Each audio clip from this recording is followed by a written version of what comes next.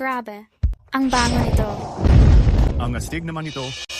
Yung pugo na ginagamit sa paggawa ng elixir, ginawa niyang kalan para sa hot pot. Hindi lang yun.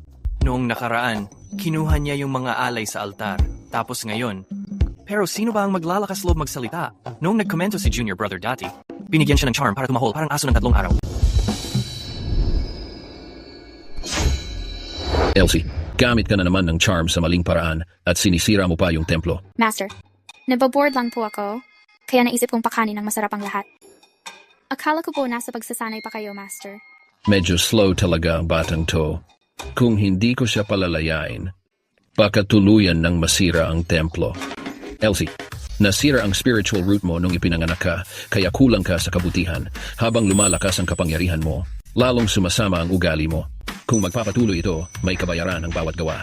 Sa loob ng 6 na buwan, may matinding pagsubok kang haharapin. Masama? Ano ngayon kung masama ako? Pinoprotektahan ako ni Master sa templo, at hinahayaan lang ako ng mga kapatid ko. Anong malaking sakuna bang mangyayari? Pwede kita protektahan ngayon, pero hindi habang buhay. Ang solusyon lang, kailangang bumaba ka at kumita ng karma. Kinonsulta ko na ang kapalaran mo. Paparating na ang romantic ordeal mo. Kailangan mong makahanap ng lalaki na papakasalan para mabasag ang sumpa. Ang kasal ba nakakaipon ng karma? Oo naman. Humanap ka ng CEO na gustong ipakasal ng pamilya niya. Iligtas mo siya sa kalbaryo at danasin ang hirap ng buhay. Yan mismo ang paraan para kumita ng karma. Ano ang CEO? Guwapo? Mayaman. At laging may hot pot. Elsie, ito ang sagradong jade pendant ng templo. Dalhin mo palagi. Protection yan sa masasama. Mahirap ang lakbayin mo. Tandaan mo, huwag ka masangkot sa gulo. At huwag makialam sa ibang tao. Gets ko, Master. Pag nakapag-ipon na ako ng karma, isasama ko pa si CEO pabalik. Para makabawi sa'yo, Master. Hindi na kailangan. Basta mabuhay ka ng maayos, yun ang pinaka-importante. Sige, bumaba ka na ng bundok.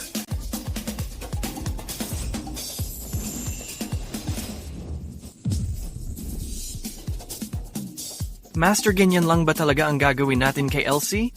Sa kakayanan niya ngayon, pag di siya nagpakasal, masisira niya yung buong templo. Pag kinasal siya, isang lalaki lang ang masisira niya. Ipagdarasal ko na lang para sa kahabag-habag na lalaking yon. Isara niyo na ang gate, bilis. Sa wakas, natapos na ang delubyo.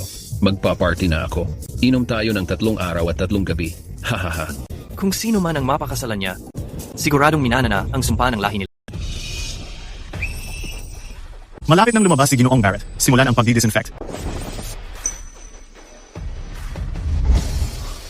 Huwag kang mag-alala, Ginoong Barrett. Sa loob ng 500-mile radius, lahat ay na-disinfect na. Ang gwapo niya talaga. Siyempre naman.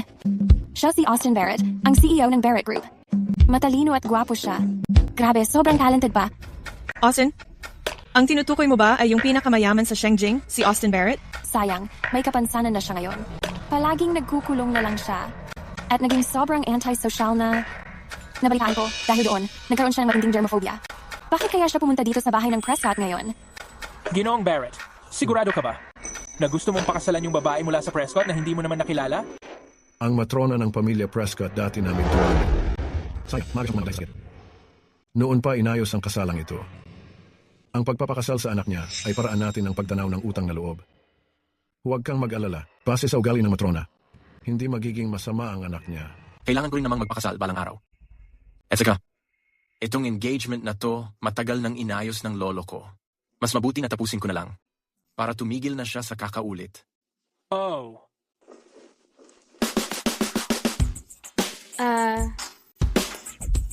Ma.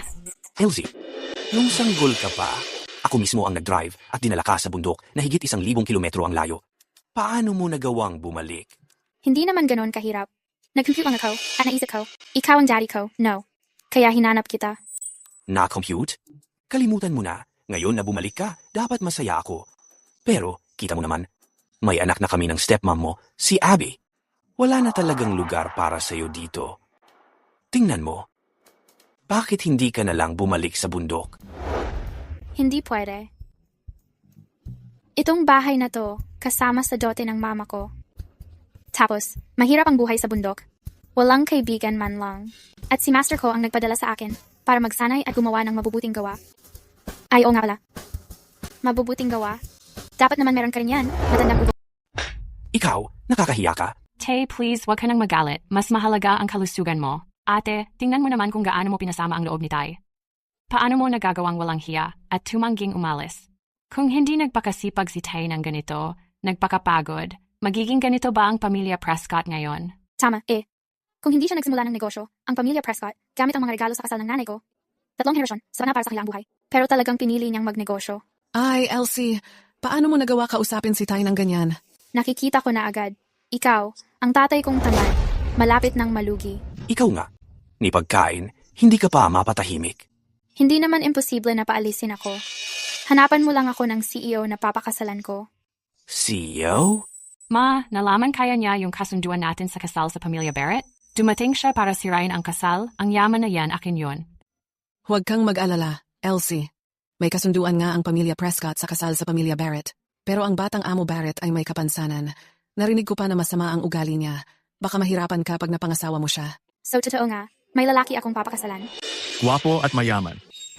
Mayaman ba talaga siya? Ang pamilya Barrett? Pinakamayaman sa Shengjing. Gwapo ba siya? Siyempre naman. Mas gwapo pa sa artista. Sige, papakasalan ko siya. Sandali, wala ka na talagang hiya. Sinasabi ko, hindi siya bumaba ng bundok ng mas maaga o mas late. Pinili niya talaga ang mismong oras na ito. Ginawa niya talaga iyon ng sinadya. Huwag kang mag-alala. Tingnan mo ang paraan niya ng pagkain. Ang dumi.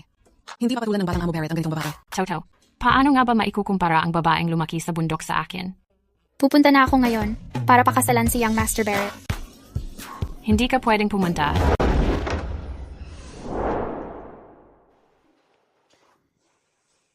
Young Master Barrett.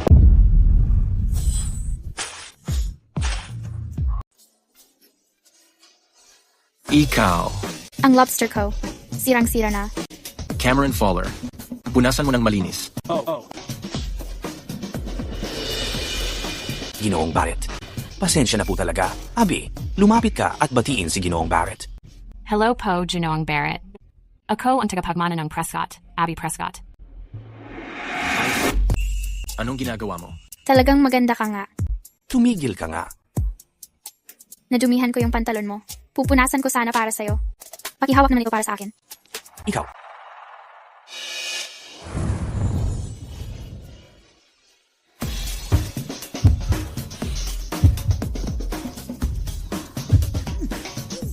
Huwag mo akong hawakan. Ginoong Barrett, patawad po. Probinsyana lang siya. Hindi pa siya nakakita ng mundo. Wala usang sa loob. Kahit may kapansanan siya, gwapo naman siya, pwede ko siyang pakasalan. Magpapakasal? Sayaw? Oh. Sabi ng amo ko, ang pagpapakasal ay mabuting gawa. Paano kaya nahanap ni Lolo ang ganitong kakaibang tao para sa akin? Cameron, tara na. Ginoong Barrett, huwag po kayong umalis.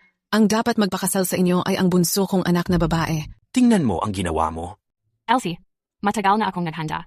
Para magkasya sa damit na to, hindi ako kumain ng 3 araw. Pero si Young Master Austin, ni hindi man lang ako tiningnan.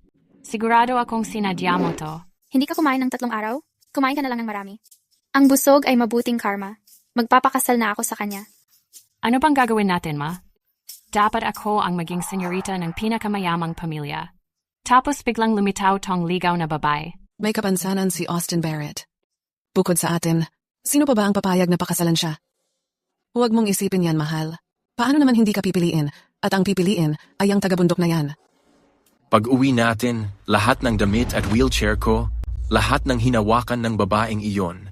Sunugin mo lahat.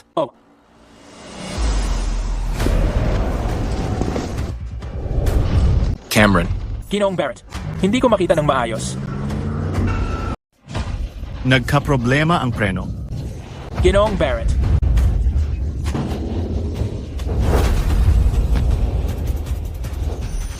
Tigil.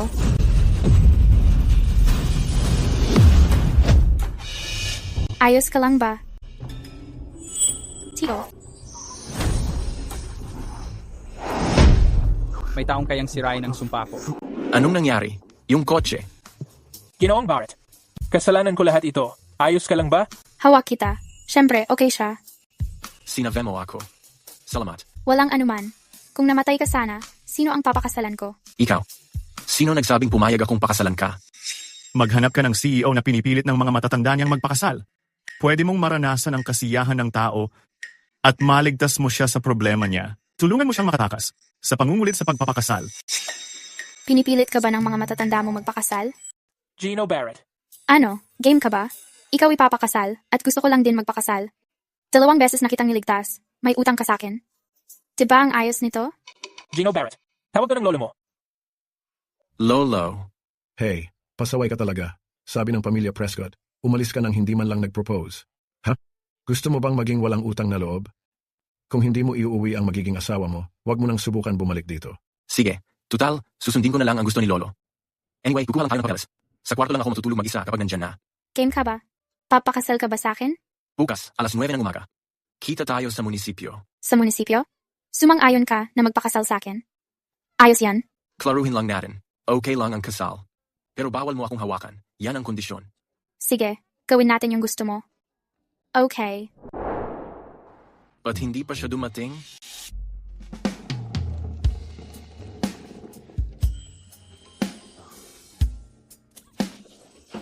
Tabi. Lakad. Gino Barrett. Tuwing nandyan ka, pwede bang magpakatao ka naman? Sorry. Okay ka lang ba? Bakit ngayon ka lang dumating? Malapit nang magsara ang munisipyo. Ako first time ka bumaba ng bundok. Hindi ko alam ang daan. Si Elsie Prescott ay anak ng kaniyang ama, pinanganak ng may bahay dito. Yun ang nakatakdang pakasalan mo. Ang malungkot, pagkatapos manganak ng may bahay dito kay Miss Elsie Prescott, namatay siya.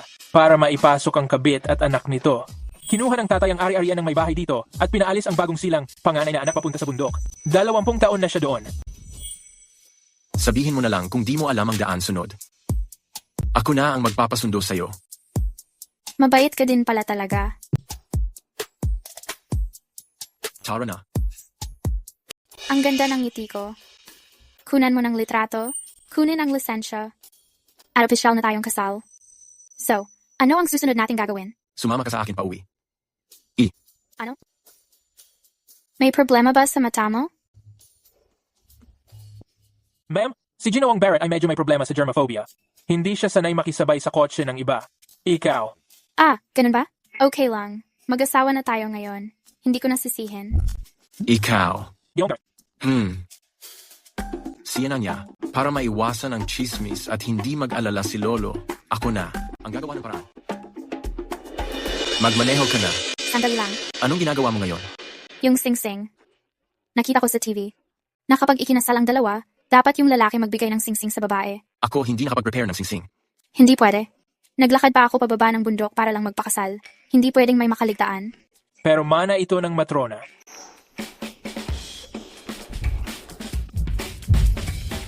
Ano ginagawa mo? Ganito sa TV eh. Bawasan mo panonood ng TV.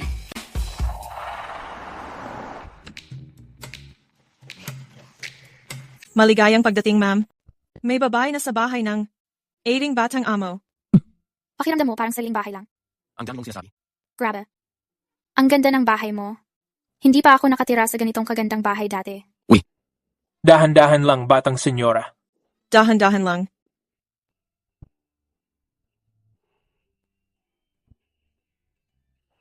May kakaiba dito sa kwarto na to.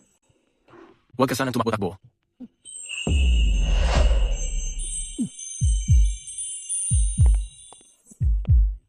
Kasalanan ko. Nababa ako ng hindi tamang oras.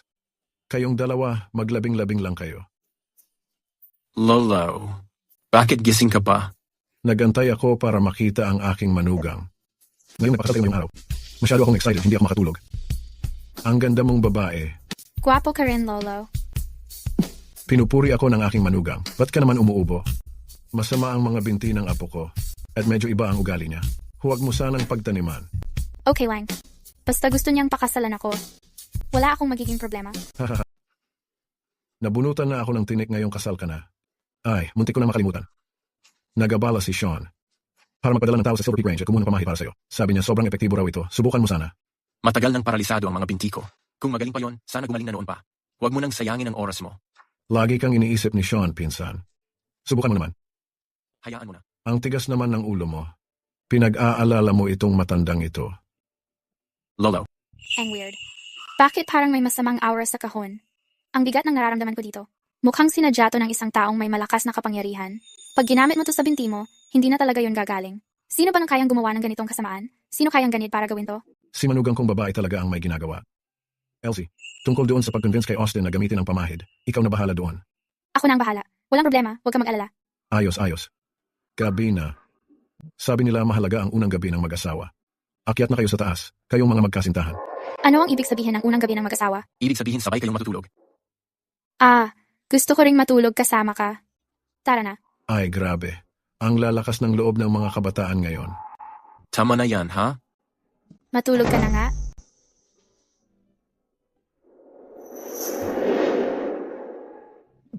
Bakit mo hinuhubad yung pantalon ko? Huwag kang gagalaw.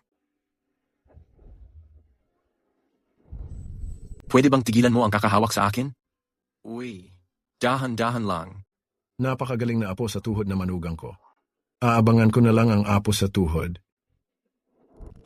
Sabi mo kaya mong ayusin ang mga binti ko. Oo, tama. Nung bumalik ako sa bahay ng tatay ko, napansin kong may problema sa mga binti mo.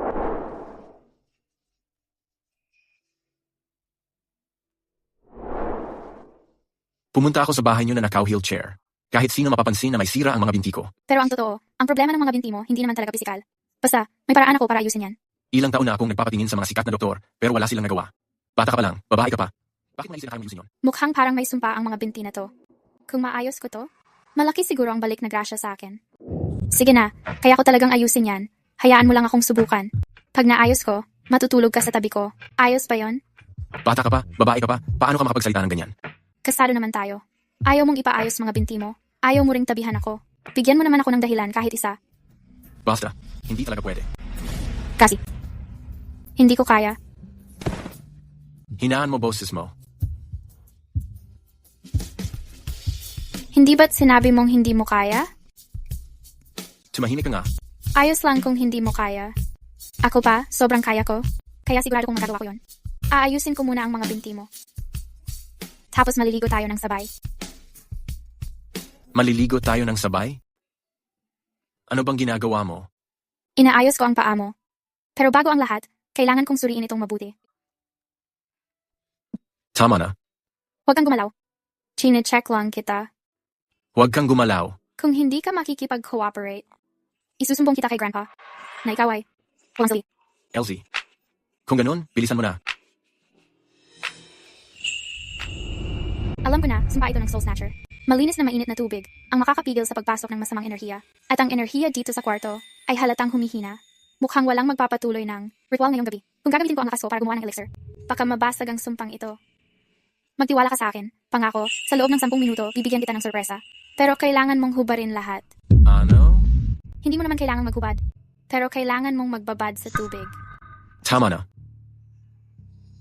Tahimik ka. Sabihin mo kung may nararamdaman ka na kakaiba. Oh, Ay, sorry. Nakalimutan ko. wala pang naglakas loob na tratuhin ako ng ganito. Hindi kita palalampasin.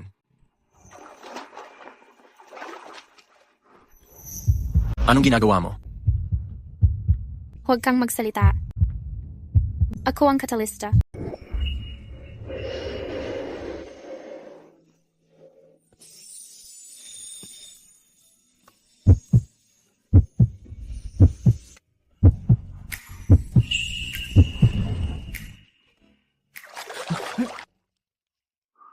Bakit pula ang mukha mo? Masyadong mainit ang tubig.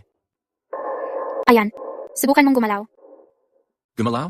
Anong gagalawin ko? Yung mga binti mo. Gumalaw naman sila. Kaya kong igalaw ang mga binti ko. Sabi ko naman sa'yo, kaya ko to. Tingnan ko ulit. Tingnan natin kung may iba pang problema. Ayos lang yan. May pakiramdam na ulit ang mga binti ko. Tama na ang hawak ko dyan. Paano kita susuriin ng maayos kung di kita hahawakan? Gusto mo bang gumaling ang mga binti mo, o hindi? Sige, ituloy mo. Tayo ka na. Subukan mong maglakad ng ilang hakbang. Ano? Kailangan mong maglakad para malaman ko kung ayos na talaga ang mga binti mo. Magpapalit lang ako ng damit. Bakit? Anong problema sa suot mo? Wala namang epekto ang damit mo sa paglalakad mo. Umalis ka muna dito. Eh kung umalis ako, sino ang mag-check sa'yo? Lalabas ako at maglalakad para sa'yo mamaya. Pwede ba? Ang weird mo talaga. Isara mo ang pinto. Dalian mo at lumabas ka na.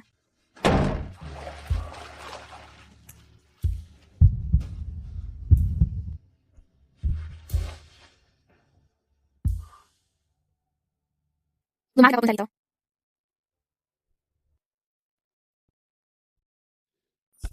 Talagang gumaling na ang mga binti ko. Paano mo nagawa yon? Sinabi ko naman sa'yo na kaya ko. Hindi ka lang naniwala sa akin. Ano yung gintong liwanag na yon? Sinabi ng master ko, Daddy, na hindi alam ng mga tao dito ang tungkol sa mahika. Kung sasabihin ko lang sa kanya na may sumpa ng soul snatch ang binti niya, siguradong matatakot siya. Anong gintong liwanag? Malabo siguro ang paningin mo kanina. Tapos, ang mga binti ko. Hindi kasi magaling ang mga doktor dito. Ang master ko, sobrang galing. Ako, mas magaling pa sa kanya. Siyempre, ayusin kita agad. Ngayon, oras na para matulog. Matulog? Oh, hindi ba ngayong gabi ang wedding night natin? Sa dami ng ginawa ko, wala ka pa rin kakayahan? Oy, CEO na nga ang napangasawa ko, pero hindi pa rin kaya. Sinong nagsabi na hindi ko kaya? Matutulog lang naman yon. Ano pang hinihintay mo? Pasok ka na sa kama. Matutulog lang naman yon. Bakit mo pinapatagal? Mukhang tama ako. Talagang hindi mo kaya? Hindi ako mahina. Kaso lang, wala pa tayong emosyonal na pundasyon. Kailangan natin ng panahon para mag-adjust. Bakit kailangan pa ng feelings kung matutulog lang? Sa tingin mo, hindi natin kailangan ng feelings? Siyempre hindi. Kama lang ang kailangan. Paano ka naging ganitong klase ng babae? Kung walang emosyonal na pundasyon, immoral ang physical relationship. Hindi pa handa ang isip ko. Ito ay... Ikaw. Matulog ka na. Naubos ang lakas ko ngayon. Pagod na pagod ako. Ikaw. Tulog ka na ba talaga? So ito pala ang ibig niyang sabihin. Tungkol sa gabi ng kasal namin.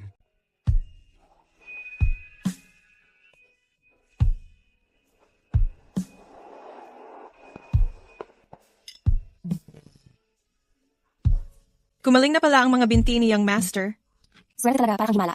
Mas lalo pa siyang gwapo ngayong nakakalakad na siya. Magandang umaga, madam. Umaga. Bakit mukhang pagod na pagod ka? Halatang hindi ka nakatulog ng maayos sa gabi. May lakas ka pa talagang magtanong? Alam mo ba yung ginawa mo? Hindi ba't katabi lang naman kitang natulog? Ano bang ginawa ko? Gising na gising ako buong magdamag dahil sa'yo. Austin, hindi ako naniwala nung una ko narinig. Nakakatayo ka na pala talaga. Ang ganda nito, parang may dalang swerte ang dumating. Siguradong dahil ito sa gamot ni Sean. Magandang umaga, Lolo. Mabuti. Lolo, si Elsie ang nagpagaling sa mga binti ko. Ano? Elsie, ibig sabihin, milagrosa ka pala. Ang galing nun. Siya nga, ano bang gusto mo? Ibibigay ko kahit ano. Wala na po, Lolo. Tumulong lang naman ako kasi tama lang gawin. Mas mabuti siguro itanong mo kung ano ang kailangan niya. Tingnan mo nga kung gaano siya kapagod. Halatang hindi niya kaya, pero ipinipilit pa niyang sabihin. Na ako raw ang dahilan kung bakit wala siyang tulog. Ay, grabe. Nakakatuwa kayong dalawa, parang lovebirds. Ang sweet ninyo. Pwede na akong maging kampante. Mukhang, malapit na akong makapagbuhat ng apo sa tuhod. Lolo, hindi po yun ang iniisip ninyo. Sa totoo lang, kami. Tama, pwede akong magpatunay. Hindi siya gumagana. Tumahimik ka nga. Ang kulit mo, napapahiya mo talaga ang pamilya Barrett. Mukhang kailangan kitang ayusin. Hindi ko pwedeng hayaang mahirapan ang asawa ng apo ko. Huwag kang mag-alala, Lolo. Tutulungan ko pa rin siya. Tingnan mo kung gaano ka-considerate ang asawa ng apo ko.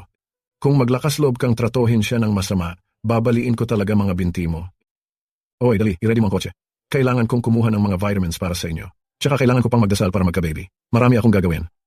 Hindi ko na kayo istorbohin sa private time ninyo. Paalam, Lolo. Bye-bye. Ayusin ninyo ang relasyon ninyo. Baka mag-work din yan. Huwag kang mag-alala. Alam ni Lolo yan. Ang mga lalaki. Ma-pride talaga. Huwag kang mag-alala. Aayusin talaga kita. Bakit hindi ka kumakain? Sir, nasa release na po. Ang pagkain, ang daming abala, ang dami mong arte. Ma'am, baka hindi ninyo alam. Nung biglang nanghina ang mga binti ni Sir at walang mahanap na dahilan, nabalisa kami kung nakatouch siya ng kung anong hindi malinis. Kaya ganun. Talagang may nadikit na marumi. Sayang, wala rin palang silbi ang lahat ng ito. Hindi ba okay na ang mga binti mo ngayon? Hindi na kailangan yan. By the way, Anong ginagawa mo ngayon? naalala ko lang yung sinabi ni Lolo kanina tungkol sa pagkakaroon ng apo sa tuhod. Hindi ka ba talaga aware o nagkukunwari ka lang na hindi mo alam? Kung ayaw mong magsalita, wag na lang. Siguro hindi mo rin alam. Young Master, handa na ang lugaw. Hindi ako kakain. Yung mga binti ko, bakit parang biglang naging mahina? Nakalimutan kong sabihin. Hindi pa lubusang gumaling ang mga binti mo. Ano ibig mong sabihin? Ibig mong sabihin yung mga binti ko? Pwede ulit maging pilay? Matagal na siyang may madilim na enerhiya sa mga binti niya. Malalim na ang pinsala. Hindi tayo pwedeng magpakampante. Huwag ka munang mainip. Ang nagmamadali, natatalo. Dapat alam ko na, wala talagang madali dito. Ayos lang yan. Basta nakakatayo na ulit ako, masaya na ako. Siguro kulang ako sa magandang kapalaran at hindi pa sapat ang galing ko. Pero nagtitiwala ako, huwag kang mag-alala. Basta, maayos tayong mamuhay, sigurado kong gagaling ka. At magpakasipag ka rin. Kainin mo ito, Pandesal. Ang young master ay sobrang maarte sa kalinisan. Lahat ng nahawakan ng iba, hindi niya kinakain. Mula ngayon sa pamilya Barrett, kahit ano gusto mong kainin, o anumang gusto mo, susundin ko kung anong gusto mo. Ang saya niyan. Ang mga binti ko, bakit parang biglang nanghina ang mga ito? Mukhang may nangyari sa pamilya Barrett. Anong ibig mong sabihin? Narinig ko, nakakatayo na raw si Austin ngayon. Imposible dyan. Ang soul seizing curse na isinumpa ko gamit ang sariling lakas ko, paano naman mababasag yon? At ginagawa ko ang ritual gabi-gabi.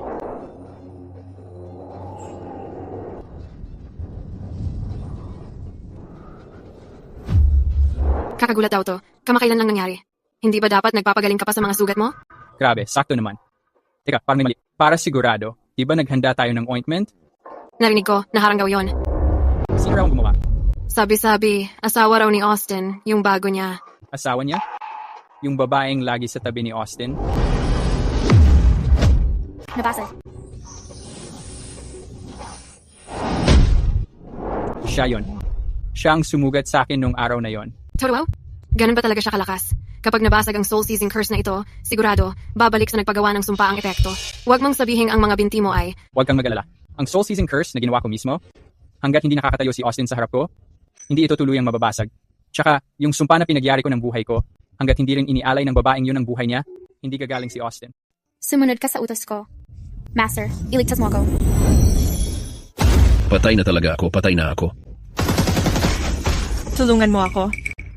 Ay naku, ikaw babae. Nasa gitna ako ng laban kanina. Paano mo ako nagawang tawagin dito? Young Spirit Gathering Array. Ikaw ang nagturo niyan sa akin. Hindi tama yan.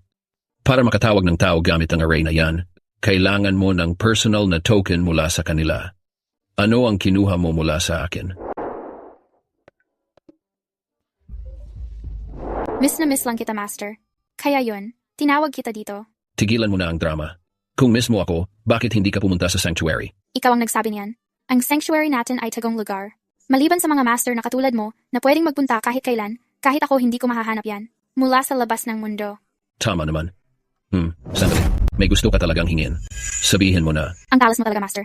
Gusto ko lang malaman kung paano mabasag ang hex na pinalaya gamit ang fate magic. Yung soul snatching hex. Sa mundong ito, ang bangis ng teknik na yan ay talagang meron pala. Oh, Master, sabihin mo. Paano ko tuluyang mababali yun? Huwag mong sabihin na hindi mo alam. Paano naman mangyayari yun?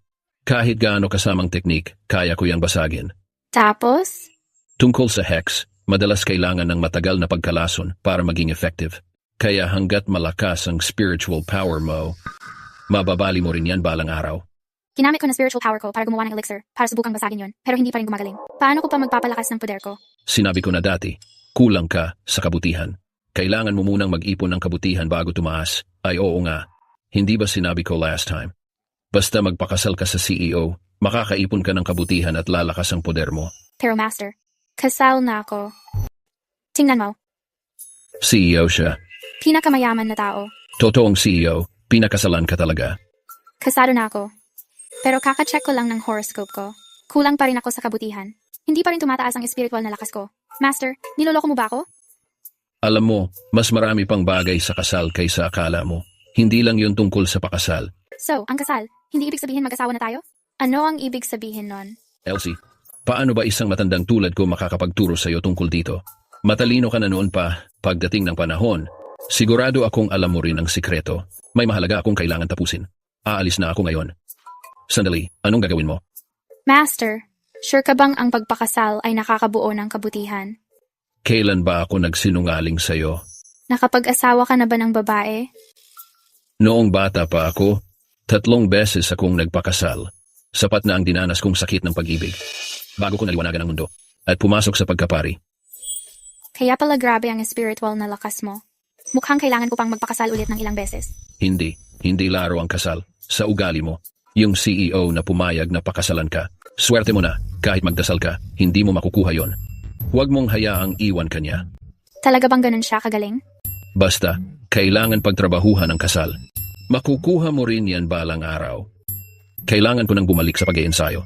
Hindi ako pwedeng magtagal. Huwag mo akong tatawagin ng walang paalam. Mr. Barrett, narito ang imbitasyon para sa auction mamaya. Nandoon ang mga direktor ng Barrett Group. Ilang beses ka na ring inanyayahan ng mga kilalang pamilya. Balak mo bang pumunta? Pupunta ako. Kahit ano pa man, naikasal na kami ni Elsie. Panahon na para ipakilala ko siya sa lahat. Oo nga. Tulungan mo siyang maghanda mamaya. Naiintindihan ko. Palitan mo ang sapatos mo kung hindi komportable. Kapag natapilok ka sa auction, mapapahiya ang Barrett family. Ayoko nga sanang magsuot ng ganyang kaarte. Para sa'yo lang naman lahat, too. Sabay nga pala, ipagdala ko ang siya. Ha? Hindi ba gumaling na ang binti mo? Ako man ang namumuno sa Barrett Group. Mula nung nasaktan ang binti ko, bihira na akong magpakita sa publiko. Maraming tao ang nagbabalak umagaw ng posisyon ko dahil doon. Bukod pa rito, ang sanhi ng pagkasugat ko hindi pa ganap na nalalaman. Mas maiging ko ganito. Para malaman kung ano talaga ang balak nila. Oo, ipaghanda ko na ngayon. Ma? Malapit nang malugi ang pamilya natin. Bakit pumupunta pa tayo dito? Kapag wala akong nabili, pagtatawanan na naman ako ng mga kaibigan ko. Huwag kang mag-alala, baby. Kakilala ng papa mo ngayon lang isang bigatin sa investment firm, si Mr. Reynolds. Matalas siyang tumingin. Kahit anong pili niya, pwede mong ibenta ng 10 beses higit sa halaga. Tingnan mo, nandyan na siya. Ginoong Prescott, Ginang Prescott, Binibining Prescott. Magandang gabi. Ikinagagala kitang makilala. Narinig kong isa kang top-tier na investor. Tama iyon. Ang pearl na kwintas na ito ay nagkakahalaga ng 5 milyon. Isang regalo ito para kay Binibining Prescott. Hindi yata tama ito. Ano naman ang hindi tama dito? Sa itsura ng anak ko, kaya niyang makahanap ng kahit sinong mayaman na binata na gusto niya. Ayoko nga nito. Paano naman yung pilay mula sa pamilya Barrett? Ngayong gabi, panoorin mo kung paano ko mapapahiya ang sarili ng pilay ng pamilya Barrett. Malapit na, masisipa siya mula sa trono bilang pinakamayaman at malalaglag sa lupa.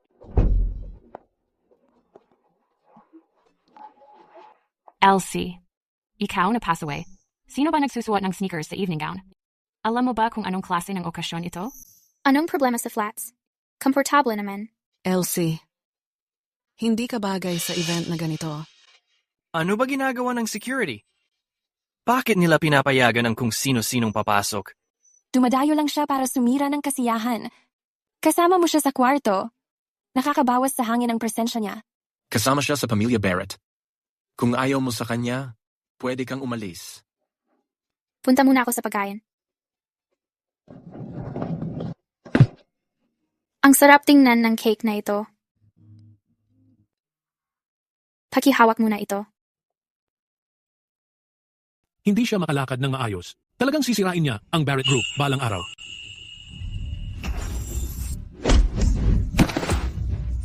Yung binti ko. Mr. Reynolds, ayos ka lang ba? Hindi ko magalaw yung binti ko. Mas mabuti kung mag-ingat ka sa sinasabi mo. Kung hindi ka mag-iingat, baka ikaw naman ang hindi na makalakad. Ikaw. Magandang gabi po sa lahat ng panauhin. Maligayang pagdating sa auction ngayong gabi.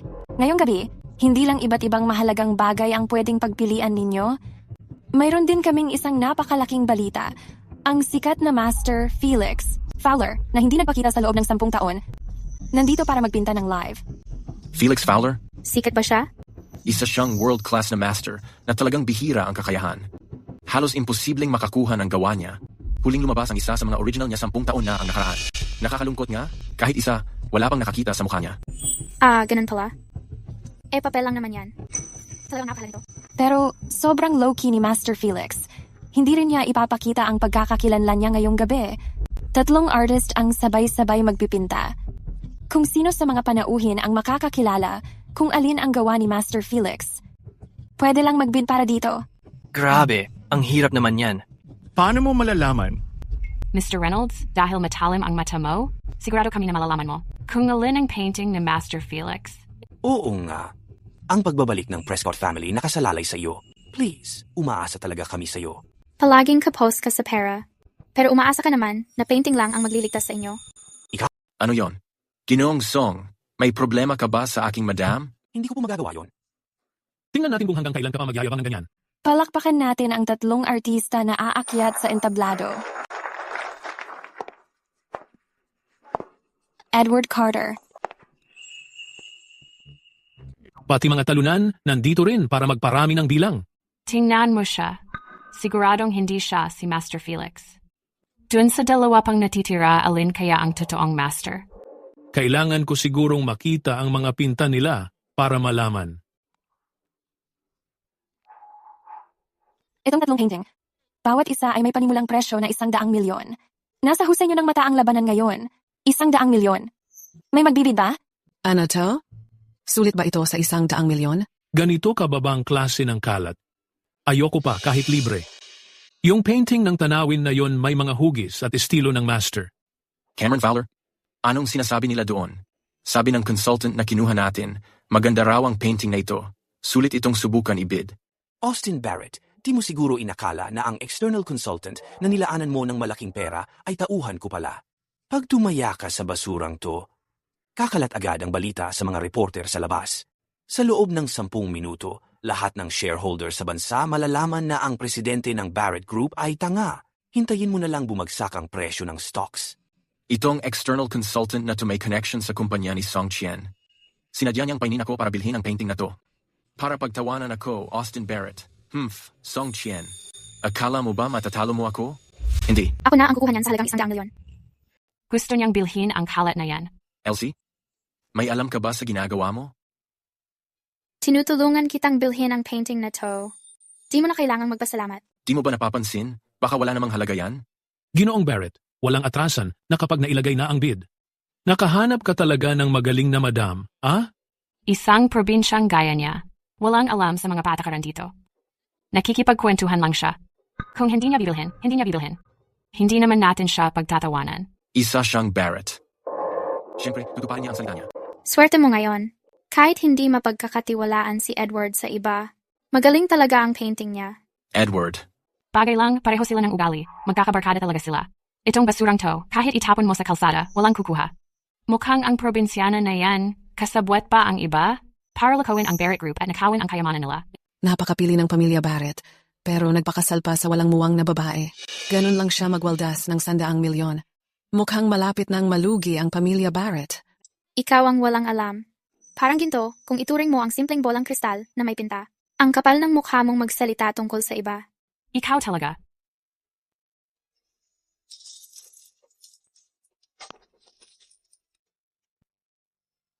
Ikaw. Dumating na si Master Charles. Ang presidente ng Shengjing Chamber of Commerce. Bakit nandito si Master Charles? Si Master Charles ay isang kilalang appraisal master sa buong mundo. Posible kayang may napupusuan siya sa auction ngayong gabi? Narinig ko na nang malaman ni Master Charles na live na gumuguhit si Master Felix. Kinansela niya lahat ng plano niya para lang makarating dito. Sino ang bumili ng painting na to? Si Austin Barrett ng Barrett Group. Ginawang kayamanan ang kalat na yan. Mukhang hindi marunong tumingin ang bagong leader ng Barrett family. Ako pa ang napapraning para sa mga shareholder ng Barrett Group. Tanga. Ito ay obra maestra ni Master Felix. Ano? Baka nga talagang si Master Felix yung lalaking mukhang basahan kanina? Talagang bulag sila. Elsie? Si Edward ba talaga si Master Felix? Oh. Naalala ko 10 taon na, ang nakalipas, minsan bumaba ng bundok si Edward para magbenta ng painting. Lahat ng gastos sa templo. Hanggang ngayon, may natitira pa. Ginoong Barrett, mag-aalok ako ng 500 milyon para sa painting na to. Sana payagan mo nang maibenta ito. Magkakaroon ka ng netong kita na 400 milyon sa isang iglap. Master Charles, hindi ibinebenta ang painting na to. Oh? Hindi ba sapat ang alok ko? Mali ang iniisip mo, Master Charles. Ang painting na ito ay binili ng asawa ko. Dahil gusto ito ni Madam, hindi na dapat ako makialam. Ayos lang sa akin. Kung gusto mo talaga, papayagan ko si Edward na pinturahan uli ng isa pa. Palaging nakikinig siya sa akin. Kung ganon, ibibigay ko na lang sa'yo itong painting na to. Hindi ko inakala na hindi lang malawak ang pangunawa ni Ginoong Barrett. Pati si Madam pala ay ganoon kabukas ang isip. Tunay kayong bilib na mag-asawa. Bagay kayong dalawa na para sa isa't isa. Hindi ko kayang kunin ang gamit ninyo ng libre.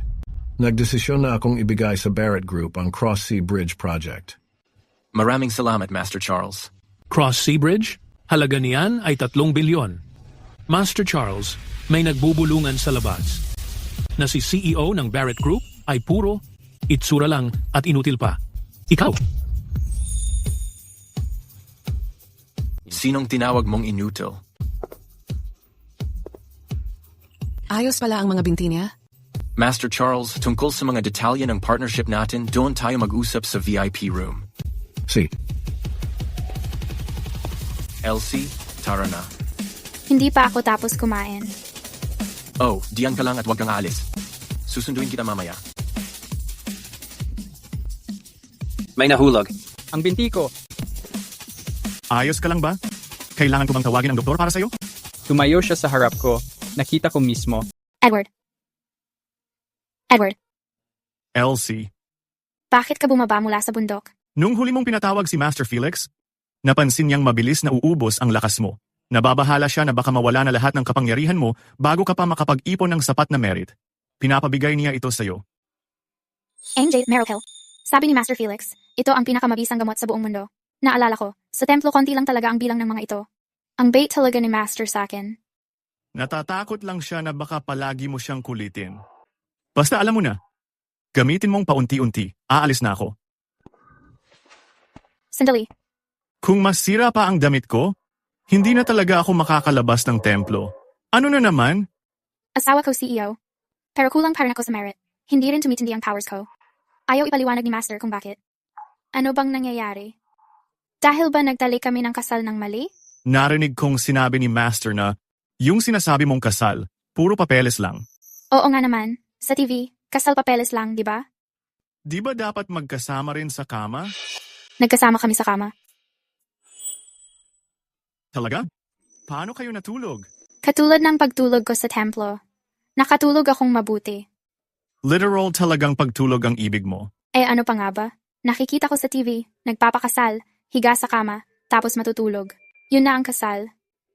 Yung totoong pagtulog ng mag-asawa, yun ang hindi ipinapakita sa TV. Grabe ka, Edward. Gusto ko ng totoong kasal sa kanya. Elsie, dalaga ka pa. Hindi bagay sa akin pag-usapan to. Kung hindi mo sasabihin, mapipilitan akong gumamit ng talisman sa'yo ulit, di ba? Sige na, sasabihin ko.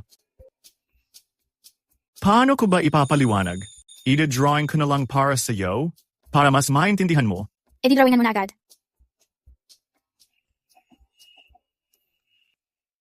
Ito ang dinrawing ko para sa'yo. Guide para sa buhay mag-asawa. Sundin mo lang ang mga drawing. Sigurado kang magtatagumpay. Edward, bakit wala kang dinrawing na damit sa lalaki at babae dito? Dinadaganan ng lalaki ang babae. Ano connect nito sa buhay mag-asawa? Kung ayaw mong hawakan, pwede mo namang gawin ganito. Ikaw naman ang nasa ibabaw. Gusto ko tong move na to. Kung gagamitin ko araw-araw ang halamang palig na ginawa mo, gagaling ba ng buo ang mga binti ko? Oh, ganun talaga. Basta makinig ka sa akin. Hindi lang gagaling ang mga binti mo. Mas gaganda pa ang lagay nila kaysa dati. Mas maganda kaysa dati? Anong ibig mong sabihin? LZ.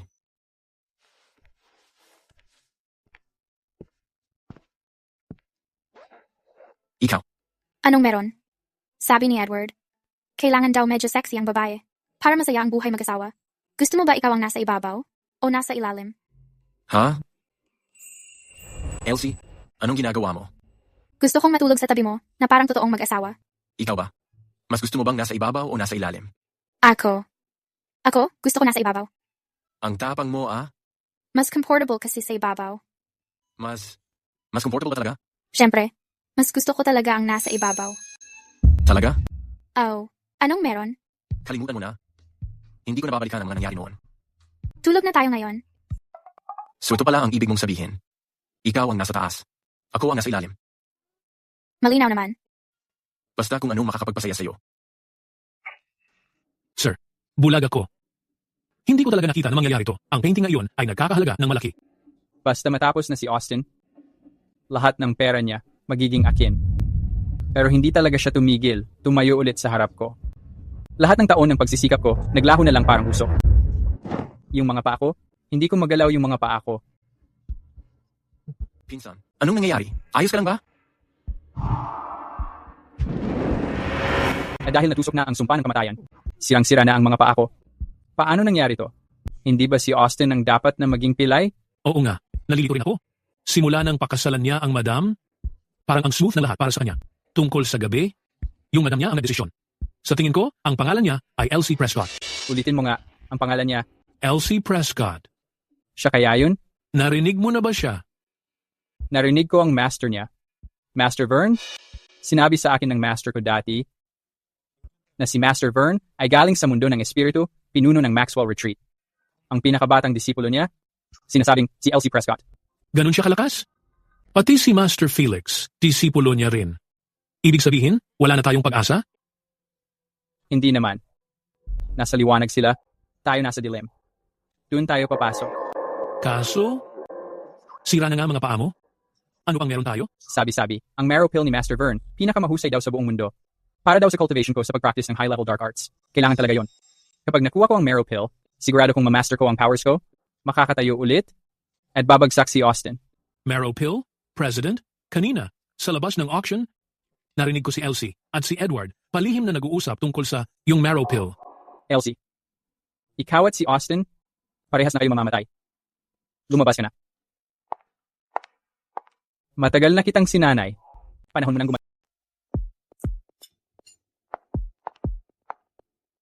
Bago ka lang ba? Unang araw ko ngayon na magtrabaho bilang katulong para sa pamilya Barrett. Ginoong Barrett, hay na po ang hapunan. Hindi ako sanay na ganito kabata ang kasambahay. Bumalik ka. Sabihin mo sa kanila na magpadala ng iba. Ginoong Barrett, mahirap lang talaga ang pamilya ko. Pakiusap, bigyan niyo po ako ng pagkakataon. Huwag niyo po akong paalisin, pakiusap. Parehong may sakit ang nanay at nakababata kong kapatid na lalaki. Ako lang ang inaasahan nilang magbayad para sa gamutan nila. Nakakaawa naman siya. Hayaan mo na siyang manatili. Ituring niyo ng pagtulong. Sige, subukan muna natin. Salamat po talaga. Salamat po, Ginoong Barrett. Salamat po, Ginang Barrett.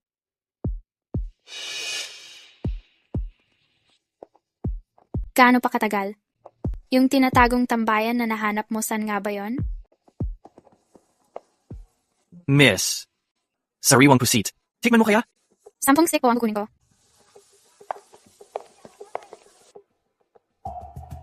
Elsie, gabi na bakit di ka pa umuuwi? Ginoong Barrett, panghimagas mo na kayo ng siya.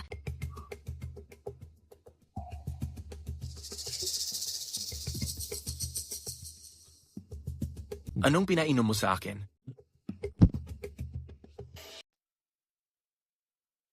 Ang Jade Marrow Pill na ito ay sobrang mahalaga. Malamang itinago nila ito. Kalimutan mo na. Diretso na tayo sa Plan B. Ginoong Barrett, ihahatid kita pabalik sa kwarto mo para makapagpahinga. Miss, gusto mo pa ba? Hindi dapat masyadong marami ang kinakain mo sa gabi. Tama na ang maging 70% ang busog. Tayo na. Ingat ka, sir. Boss? Hindi ko inakala na kaya ng isang batang babae na kumain ng ganun karami. Halos naubos niya ang lahat ng paninda ko. Akala ko may kakaiba siya. Hindi ko inakala na ilang pirasong pusit lang ang magpapatigil sa kanya. Ngayon, dapat nagawa na ni Violet Cooper yon. Kahit hindi niya nahanap ang Jade Marrow Pill, basta masira ulit natin ang mga binti niya, at manatili siyang walang ginagawa, ang Barrett Group magiging kay Sean rin sa huli. Nandito na ako. Elsie, ipapakita ko sa iyo mismo kung paano matutulog ang asawa mo. Sa iisang kama kasama ko. Palalayasin muna kita. Tapos maghahanap ako ng pagkakataon na sirain ang mga binti niya. Anong ginagawa mo? Ginoong Barrett, madumi ang mga damit mo. Tutulungan kitang makapagpalit ng damit.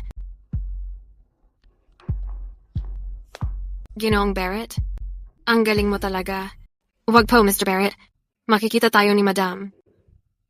Madam, si Mr. Barrett po ang naghatak sa akin sa kama. Wala na po akong nagawa. Sinubukan ko po talagang kumawala. Pero sobrang lakas ni Mr. Barrett. Hindi ba siya tulog? Kanino ka ba talaga lumalaban kanina? Kanina lang po talaga. Si Mr. Barrett. Anong ginagawa mo? Itong babae. Nagkukunwari bang walang alam? Galit na galit to sa loob niya. Ganyan lang talaga ang nangyayari. Gusto ni Mr. Barrett na matulog kasama ako. Matulog kasama ka? Ibig mong sabihin, gusto niyang maging kayo? Ang taas ng laro ng babaeng ito. Sige, dagdagan ko pa ang gulo. Opo, madam. Alam kong mali ito. May asawa naman si Mr. Barrett. Pero sobrang lakas niya. Hindi ko mapigilan. Ah, ganun pala. Naiintindihan ko na. Madam, huwag niyo pong sisihin si Mr. Barrett. Kahit sinabi ni Mr. Barrett na gusto niyang maging kami, at sinabi niyang gusto niya ako. Pero kayo po ang tunay na Mrs. Barrett. Ay, naku. Bakit ko naman kayo sisisihin? Taga-practice ka rin, hindi ba? Grabe. Alam niya talaga. Sumama ako kay Sean para magsanay ng madilim na kaalaman. Seryoso, bihasa siya. Paano mo yun nalaman? Mukhang pareho tayo. Nag-iipon ng kabutihan sa pamamagitan ng kasal. Mukhang kulang ka rin sa kabutihan. Tama ba? Kulang sa kabutihan? Ano bang sinasabi ng babaeng ito? Nanlalait ba siya? Dahil pamilya na tayo, pwede nating gawin ito sabay-sabay. Sabay-sabay? Oo nga. Tulong-tulong sa kapwa taga-practice. Nakakadagdag din ng kabutihan. Pero maliit ang kama na to. Baka masikip para sa tatlo. Kung okay lang sa'yo, sumiksik na lang. Huwag kang mahiya. Pumasok ka na. Hindi ka pa ba pagod? Grabe, malupit talaga ang babaeng to.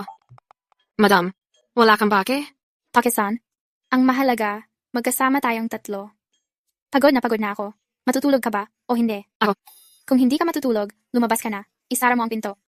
Ang lamig.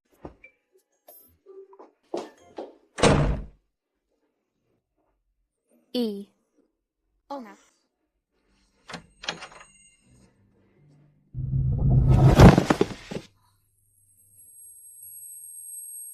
Elsie, bakit ako nandito?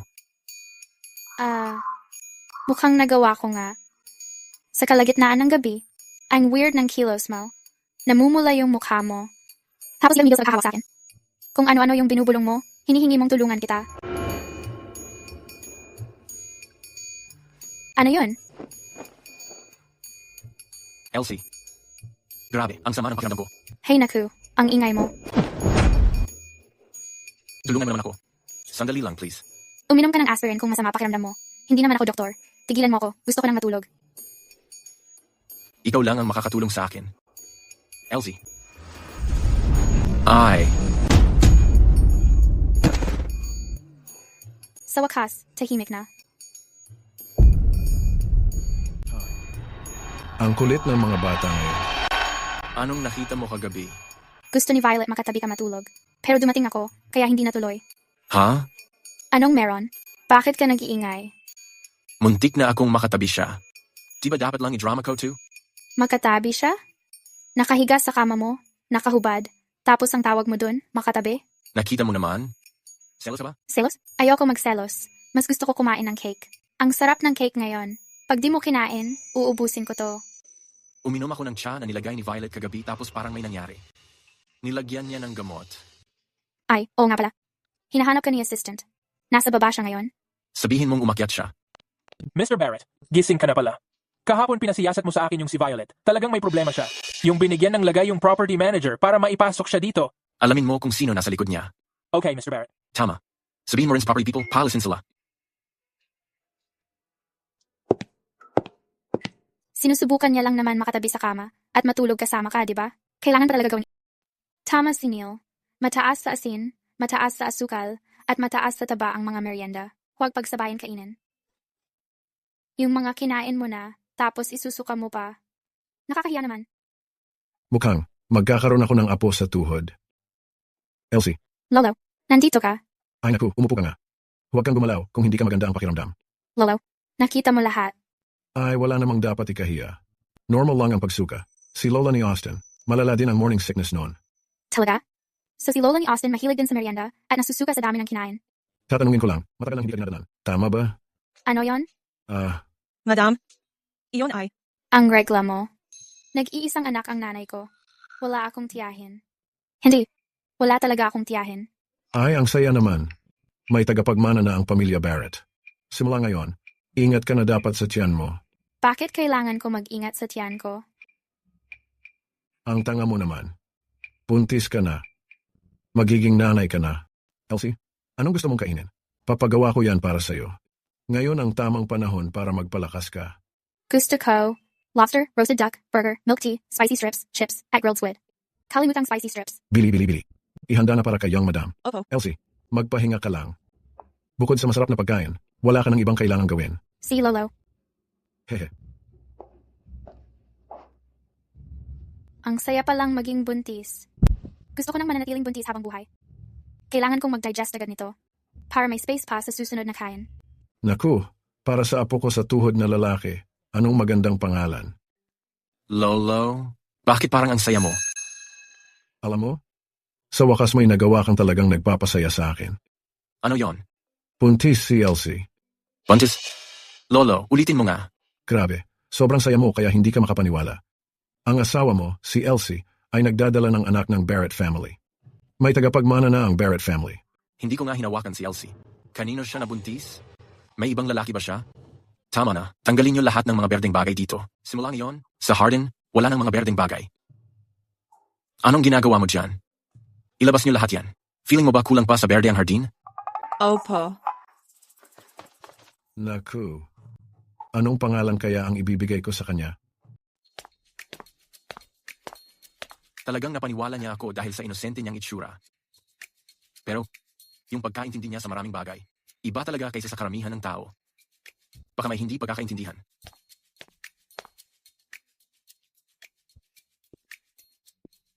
Bakit ang aga mong bumalik? Tigilan mo muna ang pagkain. Totoo ba yung sinabi ni Grandpa? Ano yung sinabi ni Grandpa? Tungkol sa pagbuntis. Oh, Nagsuka ako. Tapos hindi ako dinatnan. Mukhang buntis nga ako. magpaliwanag ka. Ano ang ipapaliwanag ko? Kung buntis ako, buntis ako. Young Master, yung pinsan mo, si Mr. Sean Cooper nandito na. Naintindihan ko. Ikaw, aasikasuhin kita pagbalik ko. Grabe.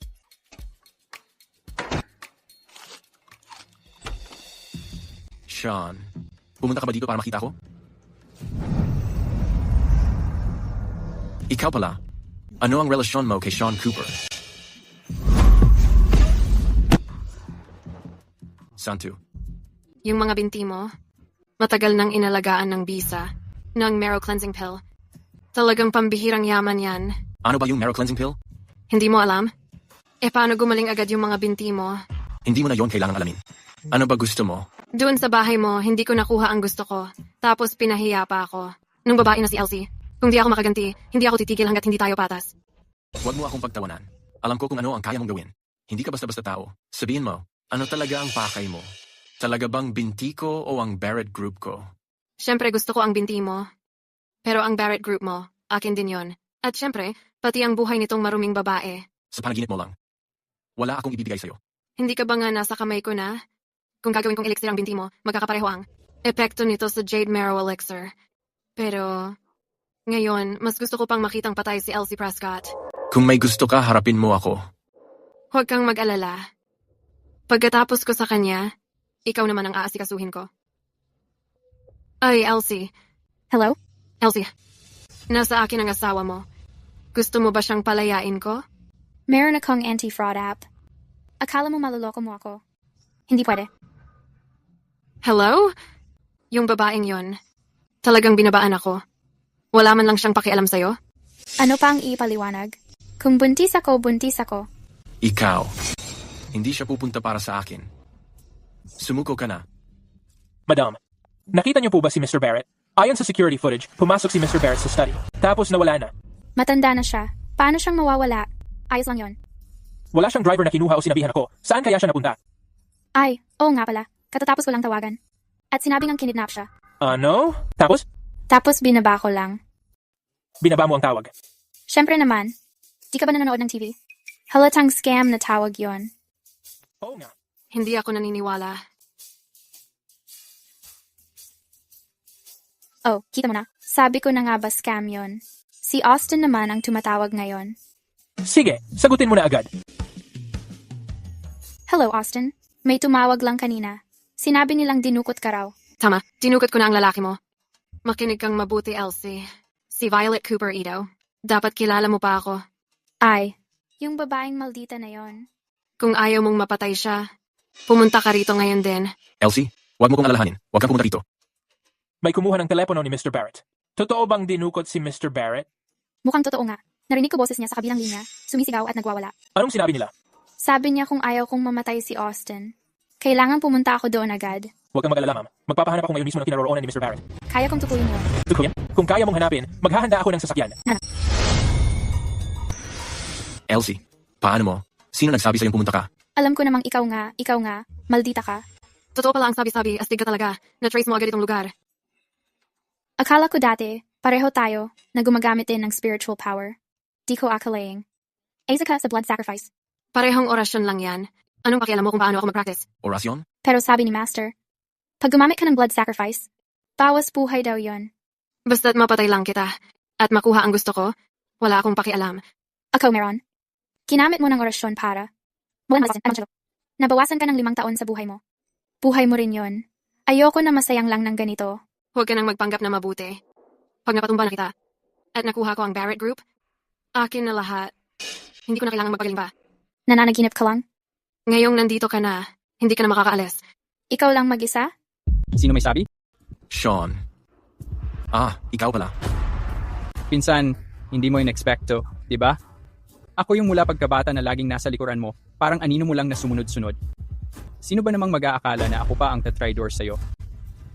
Kung iisipin mo, ikaw rin ang dahilan kung bakit naparalisa mga paa ko noon.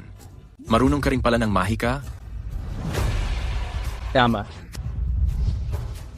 Sadyang para sa'yo ko pinag-aralan to, pinsan. Itim na mahika. Nakita kitang naka-wheelchair tulad ng dati kong upuan. Malakas nga siguro yung mahika mo. Kapag pumalpak ang ritual ng dugo, ang mahika babalik sa gumawa. Ayan ang tinatawag kong karma. Sa lahat ng sagot, palagi kitang itinuring na kapatid, pero kaya mong isugal ang buhay mo, pati hayaang masira ang mga paa mo dahil sa balik ng mahika. Para saan lahat ng yon? Ginawa ko to dahil sa kawalang hustisya sa mundong to. Bakit ikaw? Pagkasilan mo pa lang, ikaw na agad ang tagapagmana ng pamilya Barrett. May hawak kang daan-daang bilyong yaman. Samantalang ako, halos mamatay sa pagtatrabaho para lang makapagsimula ng sarili kong negosyo. Bakit ikaw ang niluluwalhati ng lahat? Sinasabing ikaw daw ang lakas ng pamilya at isang henyo sa negosyo. Samantalang ako, palaging nag-aaral lang mula sa'yo, yung utusang kailangang yumuko sa'yo. Gusto ko lang patunayan na ako ang tunay na henyo. Ang ipinagmamalaki ng buong pamilya. Para lang diyan? Ako masama bang lumaban sa kawalang katarungan? Malibang magsikap abutin ang tuktok? Sige na. Ikaw na magaling. Ikaw na ang gumagawa ng sarili mong kapalaran, okay? Ikaw. Sabihin mo na, ano ba talaga gusto mo? Gusto ko yung kapsula na yon. Ang Jade Marrow Pill? Basta't meron ako ng Jade Marrow Pill, madali na lang marating ang rurok. Pagkatapos nun, akin na ang lahat.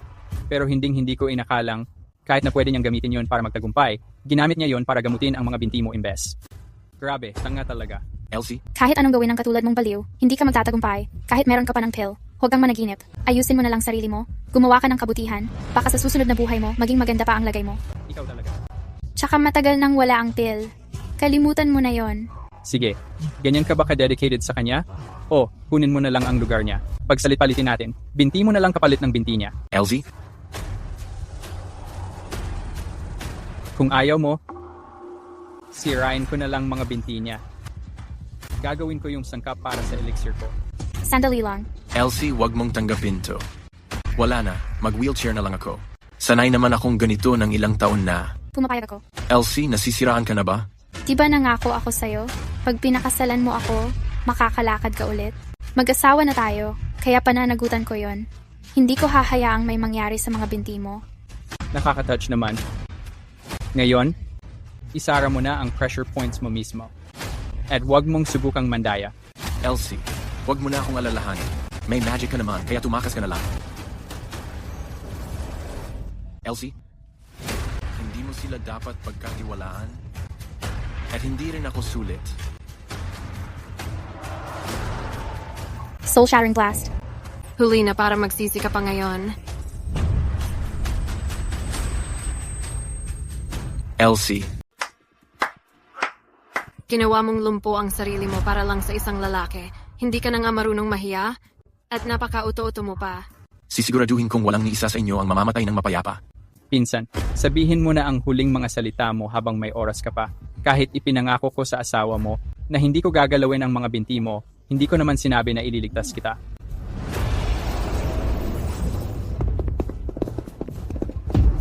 Ginoong Barrett.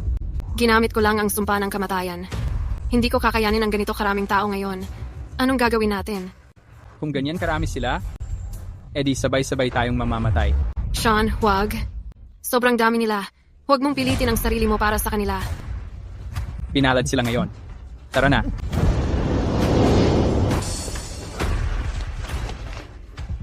Ginoong Barrett, ayos ka lang ba? Elsie, hawak na kita. Dadaling kita sa ospital. Cameron, magpadala ka ng tao para hanapin sila. I-blacklist si Sean Cooper sa mundo ng negosyo agad-agad. Gusto kong putulin lahat ng koneksyon niya. Opo. Bilisan mo pa ang pagpapatakbo.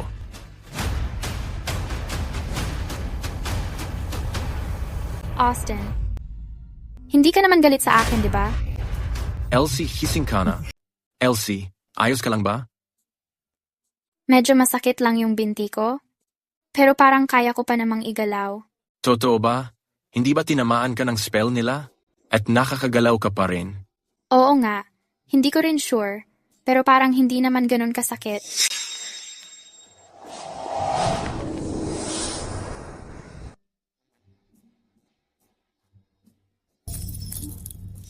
Siguro mahina masyado yung magic niya.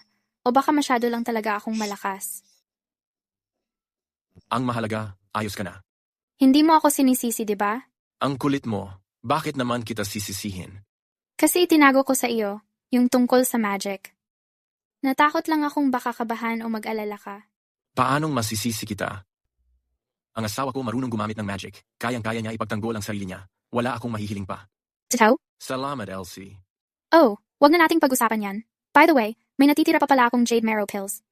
Hindi dapat nila ginawa sa'yo yon, kaya hindi ko sinabi sa kanila. Ang talino mo talaga. Siguradong magaling mo yang naitago, kaya hindi nila nahanap. Hindi naman. Nilagay ko lang sa snack box ko.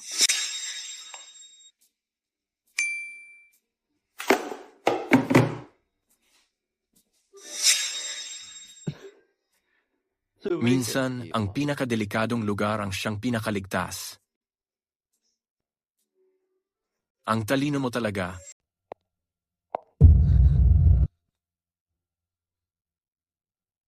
Bakit ka bumangon na naman sa kama? Hindi ka ba pwedeng manatili lang sa higaan? Sobrang nakaka-boring sa kama. Kung hindi ako mag-practice, paano agad gagaling ang binti ko? Umupo ka na, bilis. Imasahe ko na lang para sa'yo. Si.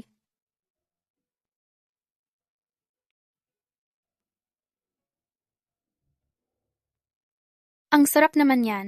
Ano yan? Essential oil galing sa doktor. Giniling ko yung Yusui pills, tapos hinalo ko dito. Mas bibilis gumaling ang binti mo ng ganito. Pakiramdam ko ligtas ako pagkasama ko siya. Ay nga pala, tungkol sa baby. Hindi ko iyon isisisi sa'yo. Baby? Anong baby? Yung baby mo, syempre.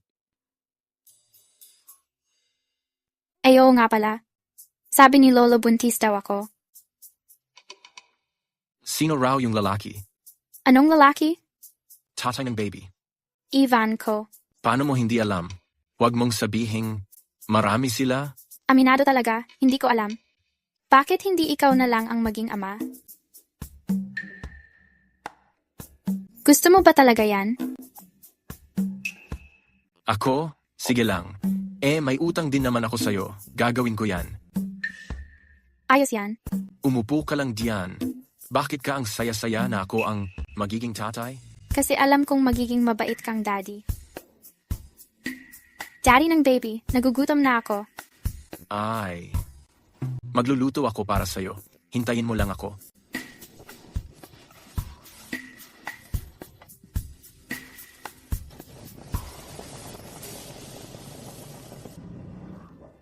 Hindi ba takot sa germs si Young Master? Ilang beses niya nililinis lahat bago kumain. Ngayon, siya na mismo nagluluto? Grabe, di ba? Naputol pa nga niya kamay niya nung naghiwa ng gulay. Hindi man lang nilinis. Naisip ko nang tumulong pero pinalayas ako.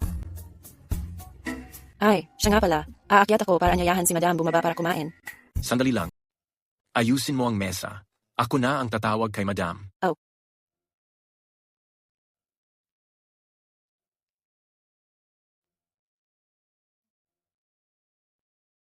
Gusto ko ng hipon. Sige, ako na magtatanggal ng balat para sa'yo.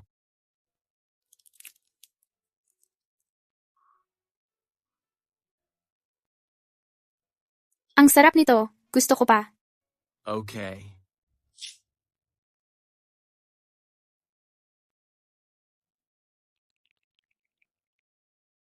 Sobrang sarap. Busog na ako. Dapat maligo na ako. Maligo? 30 kumpanya sa loob ng isang araw kinansela ang mga collab nila sa akin. At lahat ng tao nagtatanong tungkol sa akin. Gusto ba nilang ipitin ako? Bakit ka nag-aalala? Sa galing mo, takot ka pa sa Barrett Group? Labanan ng Barrett Group? Kung kaya ko silang labanan? Tungkol sa pagpapaikli ng buhay ko, paggawa ng mga madilim na bagay, para lang sirain ang mga binti niya, tungkol sa pagiging stuck sa wheelchair ngayon, kasalanan mo lahat ito. Maghihirap na ako ng mabilis. Ako lahat ng to. Ginawa ko para sa'yo, Sean. Hindi ikaw. Ang problema, si Elsie Prescott, dahil lahat to sa babaeng iyon. Kung wala siya, matagal ng akin ang Barrett family. Hindi pa natin sinira siya. Dapat wala na siyang silbi ngayon. Tama. Dapat bago pa siya tuluyang mabulok, gamitin natin siya sa huling pagkakataon. Gamitin siya? Nakikita ko talagang mahalaga si Elsie kay Austin.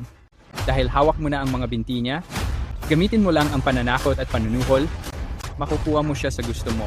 Sean, ikaw, gusto mong pumunta ako sa bahay ng Barrett ngayon? Sa lahat ng ginawa ko sa kanila, pagpunta ko doon ngayon, hindi ba parang naglalakad ako papunta sa bitag? May insurance ka naman, ano bang kinakatakutan mo? Ayaw mo ba tulungan akong bumangon ulit? Pero, pumunta ka. oh. Honey, pakidala mo nga yung mga leeg ng pato.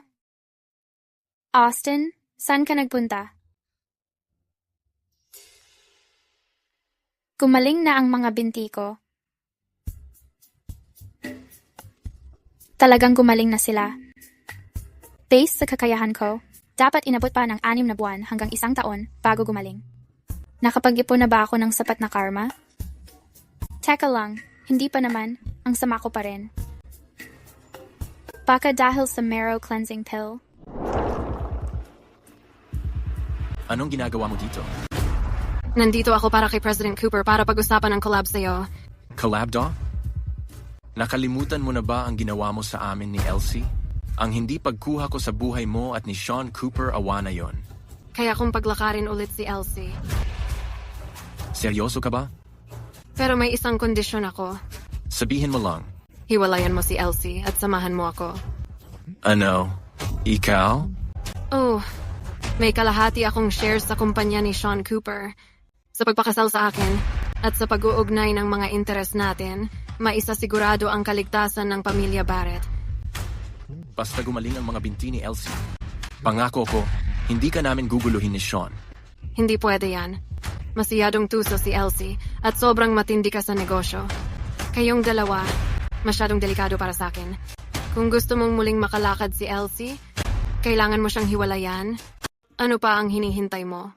Ang ganda at katawan ko, panalo. Yung mga manliligaw ko, nakapila hanggang Pransya. Hindi ba mas maganda ako kaysa sa probinsyana na yon? Wala ka bang salamin sa bahay? Ang asawa ko, 100 beses na mas maganda sa'yo. Tsaka, mukha kang pangit ngayon. Ikaw.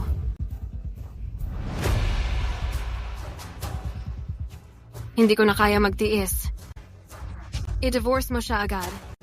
Kung hindi, hayaan mo siyang manatili sa wheelchair habang buhay. Hindi na kailangan. Elsie, bakit ka bumaba dito?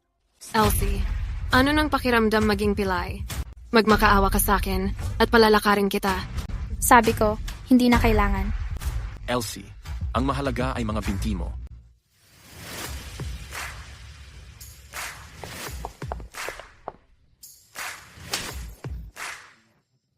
Kaya mo talagang tumayo? Oh, kaya ko tumayo. Paano nangyari yon? Kung kaya mong tumayo, paano naman ang mga binti ko? Hindi pwede to. Yan ang bagay sa'yo. Ngayon, maghintay na lang kayo. At hintayin ang pagbabalik ko. Sayang, nakatakas na naman siya. Huwag kang mag-alala, andito ako. Oh, Asawa ko ang pinakamagaling. Elsie, totoo ba? Okay na mga binti mo ngayon?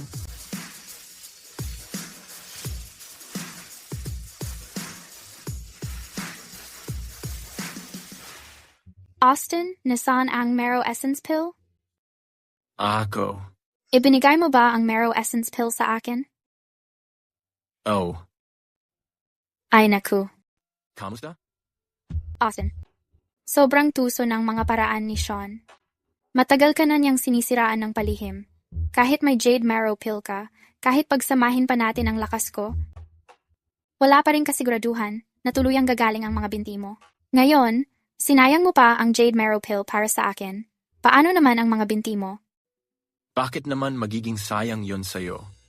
Basta, makatayo ka lang. Wala nang mas mahalaga pa ron. Hindi. Kailangan kong makakuha pa ng Jade Marrow Pills mula kay Master.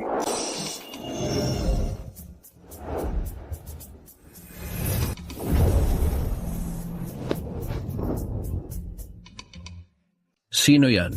Ang laki naman ng issue dahil lang sa isang ninakaw na hita ng manok? Master, ako po to. Bakit ikaw na naman? Di ba sinabi ko na wag mo akong hanapin kung hindi importante? Hindi mo ba alam na may tinatawag na cellphone? Kamusta, Master? Hindi ba masaya kang makita ako? Masaya, sobrang saya. Ano na naman kailangan mo sa akin ngayon? Noong huli, pinaabot mo pa kay Edward Carter ang Jade Marrow Pills. Ubus na ang lahat. Bigyan mo pa ako ulit. Ano? Alam mong napakahalaga ng mga pill na yon. Hindi mo ba alam yon? 3 lang ang kaya kong gawin tuwing magluluto ako. Noong huli, pinaabot ko kay Edward Carter ang buong stock ng templo. Wala pa yung mga bagong gawa. Ayos lang yan. Matagal na rin akong di nakakaakyat ng bundok. Sasama ako pabalik sa'yo para tumulong magbantay ng pugon. Ako na magbababa pagtapos na yon. Hindi na kailangang si Edward Carter pa ang mag-abot sa akin. Tara, na. Uy, sandali lang. Bakit, Master? Hindi ko pwedeng payagang makabalik sa bundok ang pasaway na to. Kailangan kong maghanap ng dahilan para dito lang siya. Elsie, dahil nahanap mo na ang para sa'yo at kasal ka na, mag-focus ka na sa buhay mo, magkaanak ka na. Tama, pag nabuntis ka, ako mismo magdadala ng Jade Marrow Pill sa'yo bilang pangregalo. Ibigay mo na. Anong ibibigay ko? Ang Jade Marrow Pill. Buntis ako. Ha? At ikaw naman ay? Ito ang asawa ko. Ah, hello CEO. Totoo bang buntis siya? Ang bilis naman. Iyo ba yan? Hindi iyo yan. Elsie, ikaw, marunong ka talagang maglaro. Kita mo, buntis ako. Ibigay mo na sa akin ang Jade Marrow Pill. Elsie, dito ka nagkakamali. Asawa ka ng CEO. Mayroong panuntunan ang samahan natin. Ang ibig kong sabihin, kailangan mong mabuntis sa kanya bago ko maibigay sa iyo ang Jade Marrow Pill. Hindi ba siya ang ama? Huwag mo akong tanungin. Tandaan mo, bibilangin lang kung anak niya ang dinadala mo. Panuntunan. Pasensiya ka na sa pinagdadaanan mo. Sana hindi mo na ulit akong hanapin. Hindi na talaga kinakaya ng puso kong ito. Ay, ang buhok ko.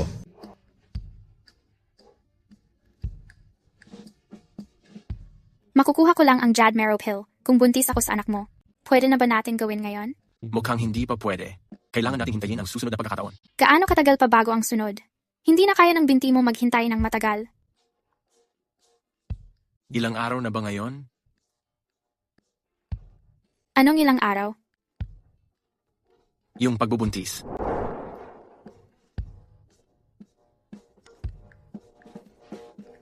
Ginoong Barrett, hindi buntis si Madam. Ano? Pwede bang yung dati niyang pilay sa binti ang naging sanhi ng pagkalaglag? Imposible. Ayon sa resulta ng pagsusuri, si Madam. Si Madam siya, Ano na? Sabihin mo na. si Madam ay dalagang birhen pa. Elsie, bakit mo naisip na buntis ka? Sabi ni Lolo. Si Lolo, paano niya naman nalaman? Kasi nakita niya akong nahihilo habang kumakain. Tapos hindi ako dinatnan. Kaya sabi niya, buntis daw ako. Hindi ka dinatnan? Oh. Ang mama ko nag-iisang anak lang. Wala akong mga tita. Walang malaking tita. Walang maliit na tita. Ito. Ay, grabe. Ito ay talaga namang Talagang ano? malaking pagkalito lang talaga ito. So, ang ibig mong sabihin, hindi pala ako buntis? Hindi. So pwede na natin gawin ngayon. Magbuntis na tayo. Tapos makukuha natin ang marrow pill na yan. Kalma lang. Huwag mo nang isipin ang marrow pill. Gabi na. Matulog ka na. Hindi. Kailangan ko talaga ang marrow pill na yan. Gusto ko talagang magbuntis na tayo. Hindi pwede. May mga bagay na hindi pinipilit. Bakit hindi? Ayaw mo ba talaga? Ay, may naghahanap pala sa akin. Lalabas lang ako saglit. Uy, Austin.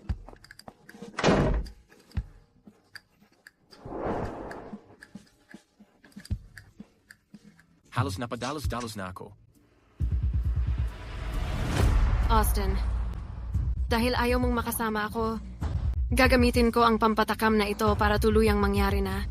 Tingnan natin kung gusto ka pa rin ni Elsie. Sino ka?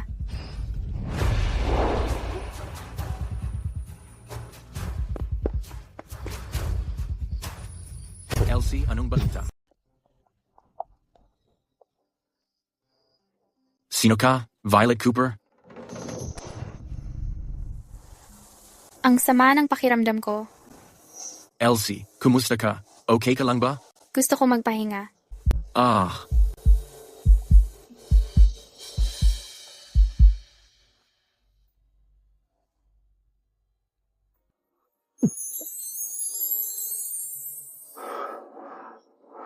Elsie, kalma lang. Masakit. Alam kong masakit. Nasa ilalim ka ng spell ni Violet. Tatawag ako ng doktor para sa'yo. Ayoko ng doktor. Ikaw lang ang gusto ko.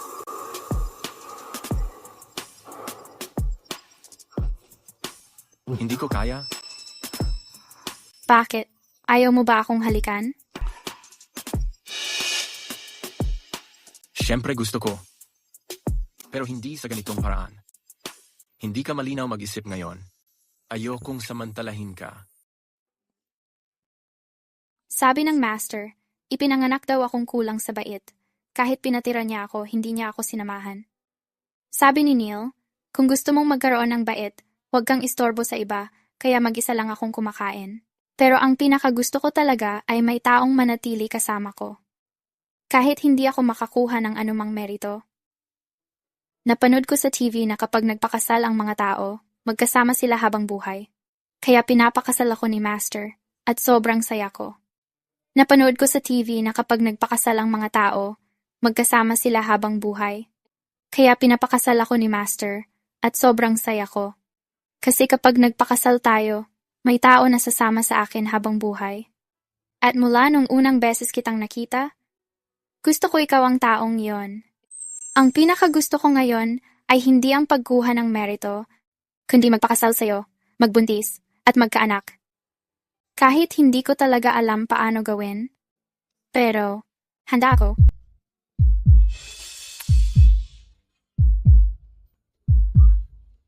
Ito lang ang natutunan ko sa panonood ng TV. Austin, handa ka ba? Ako.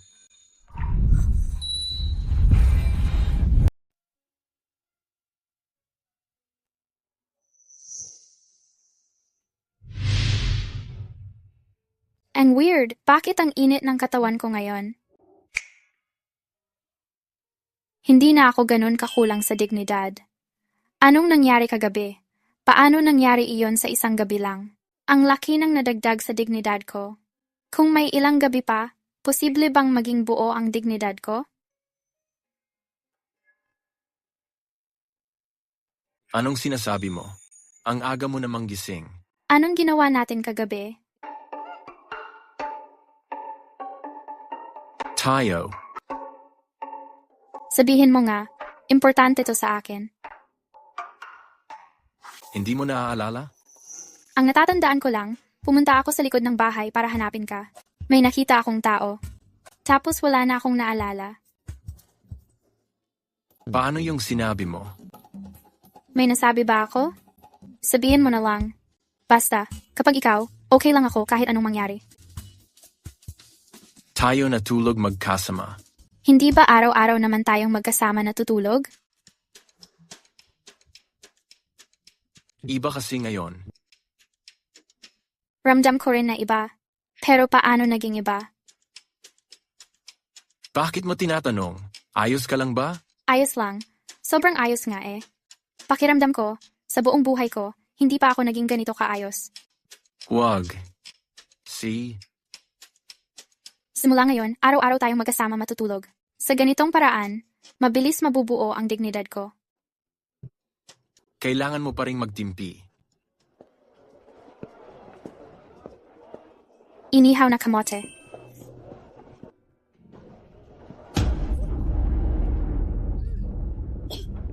Miss, gusto mo ng inihaw na kamote? Hindi. Wala nang masarap sa panlasa ko nitong 2 buwan. Naglilihi din ako. Baka sobra kang nagpapagod sa pag-ensayo. Oo nga, kung may sakit ka, magpatingin ka sa doktor.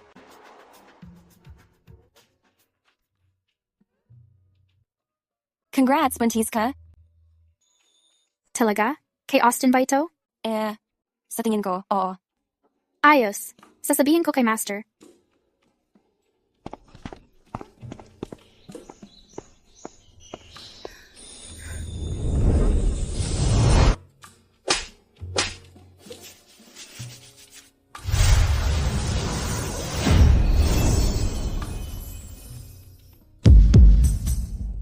Sino ako? Nasaan ako? Master, ako ito. Sige, tuloy ka lang. Ano yon? Master, may magandang balita ako sa'yo. Buntis na ako. Anak ito ni Austin. Pwede na ba akong sumama sa'yo sa bundok para kunin ang Jade Marrow Pill? Hindi pwede. Bakit naman, Master? Hindi mo babawiin ang pangako mo, di ba? Kailan ba ako bumawi sa pangako ko? Ang ibig kong sabihin, dahil buntis ka na, huwag mo nang pilitin ang sarili mo. Pero, gusto ko pa rin makasama ka, Master. Tanga ka talaga. Kapag natapos ko na ang Jade Marrow Pill, ako na ang magdadala nun sa'yo. Kung yun lang, alis na ako. Tandaan mo, babalik na ako para gawin ang pill. Huwag mo na akong ipatawag, ha? Naiintindihan ko, Master. Pala, Master. Buntis na agad? Sino yan?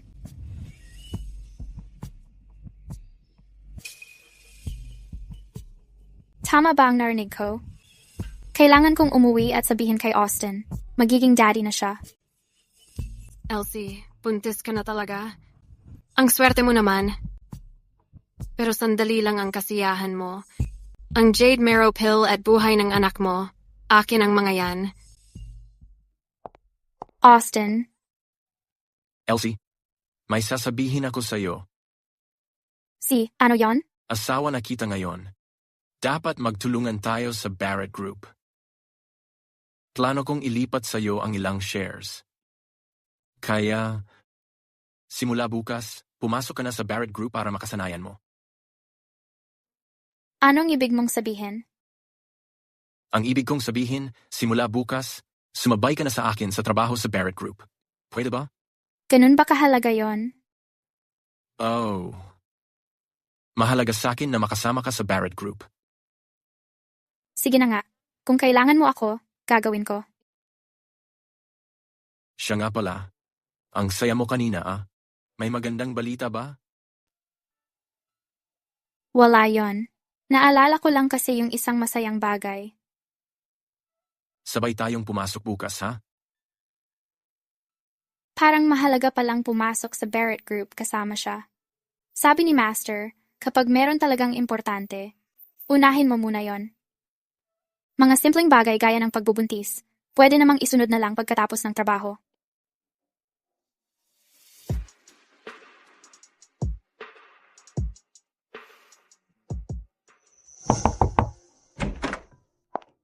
Mr. Barrett, nandito na po ang mga dokumento para sa bidding. Kailangan ko po ng pirma ninyo.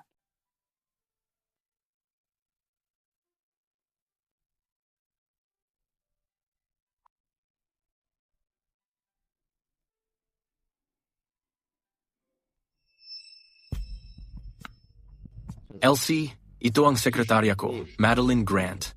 Kung may kailangan ka sa kumpanya, sa kanya ka lang lumapit. Hello. Hello, madam. Sige na, pwede ka nang umalis.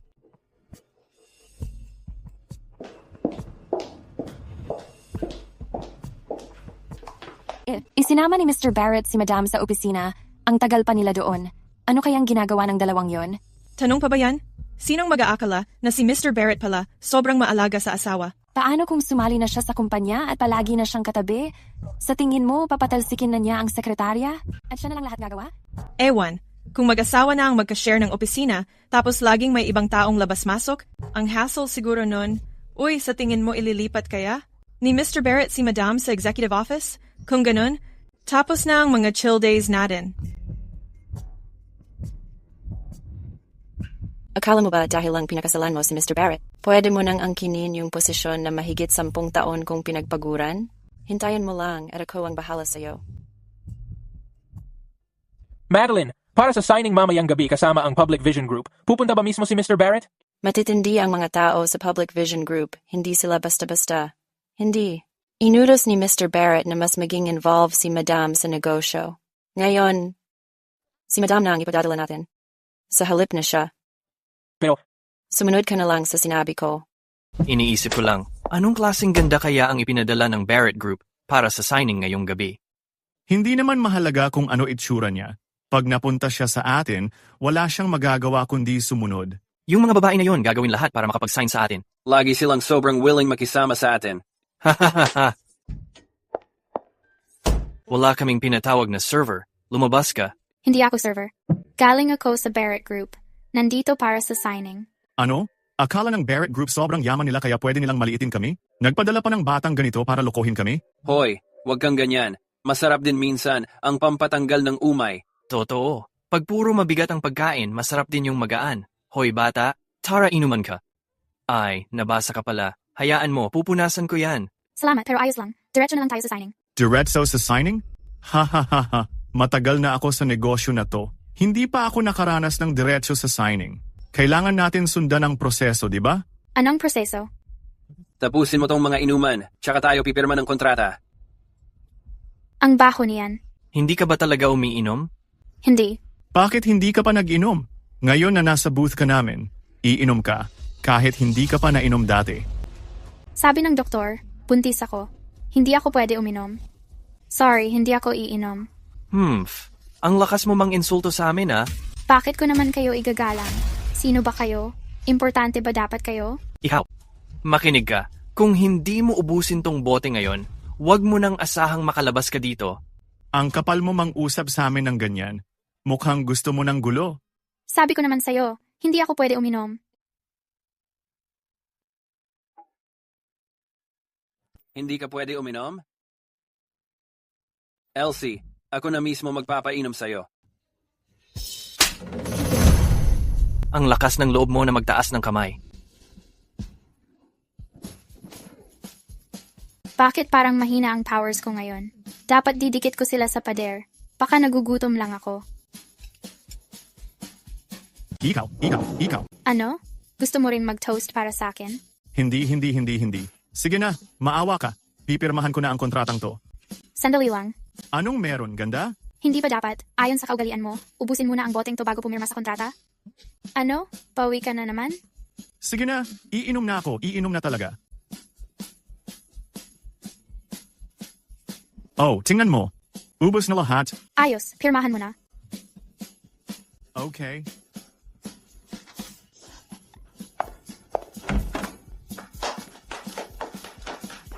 Madam, kilala ang Public Vision Group na walang hiya. Paano mo nakuha yon? Madali lang. Anong sunod kong gagawin? Bakit parang galit siya? Bakit yung project na inipon ko ng 1 taon, nakuha mo lang, Elsie Prescott, sa 1 araw? Elsie, hindi pa ako tapos sa'yo. Sino ka ba? Saan ka galing? Wala namang pakialam kung sino ako. Ang importante, pareho lang tayo. Gusto ko ring mawala si Elsie. Yun lang. Pero siya ang asawa ng CEO. Sino makakatalo sa kanya? Ako, kaya kong gawin. Ah, ganun? Paano? May sasabihin akong sekreto, buntis siya. Kaya pala si Mr. Barrett, parang baby na baby ang trato sa kanya. Ginagamit lang siguro niya yung bata para manatili sa taas. So, anong pakialam ko?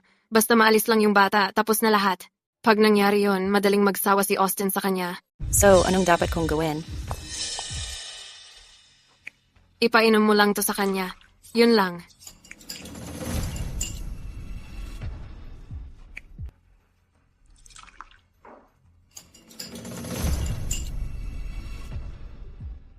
Madam, pakiinom po muna ng kape. Kape? Wala naman akong ino-order na kape.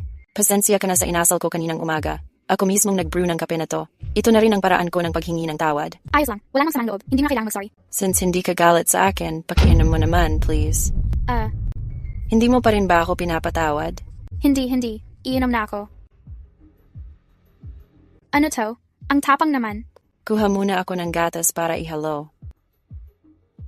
Titiyagan muna kita hanggat hindi mo iniinom yan. Madam, subukan niyo ulit.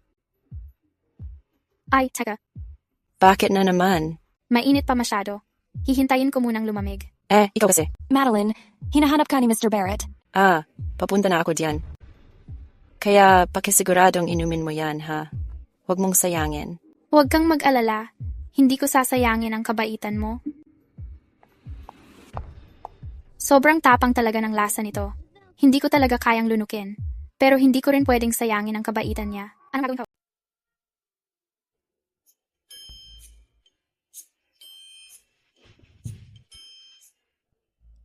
Alam niya kung paano gumawa ng kape gamit ang manual grinder. Ibig sabihin, mahilig talaga siya sa kape. Kaya hindi masasayang to. Ang talino ko talaga. Wala ako dito kanina. Kaya hindi ko siya napanood uminom nun.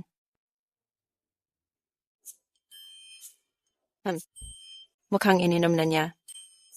Elsie, ilang hakbang na lang, tatamaan ka na ng bala.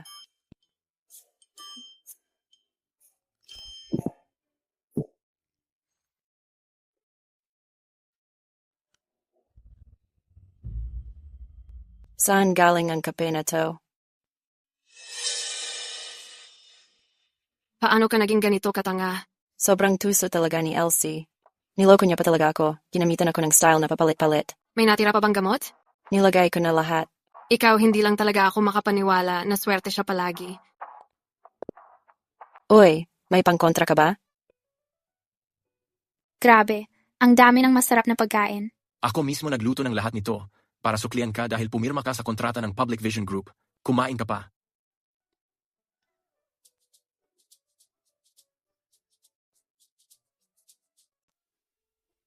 Ayos ka lang ba? Ayos lang ako. Gagaan din pakiramdam ko pagkatapos kong magsuka. Anong nangyayari sa'yo nitong mga nakaraang araw? Namumutla ka at di ka na rin masyadong kumakain gaya ng dati. Tatawagan ko ang doktor para mapatingnan ka. Ay, hindi na kailangan yon. Sobrang dami ko lang kinain sa trabaho. Wala lang to. Talagang ayos lang ako. Ayos lang ako. Huwag kang mag-alala. Tatapusin ko muna itong mahalagang trabaho para mapanatag siya. Saka ko na lang sasabihin sa kanya tungkol sa pagbubuntis. Makinig kayong lahat. Simula ngayong buwan, babawasan ng 30% ang sahod ng lahat. Madeline, overtime tayo halos araw-araw ngayong buwan. Pumapabor na rin ang performance ng kumpanya. Kahit wala nang dagdag sweldo, bakit pa tayo babawasan ng sahod?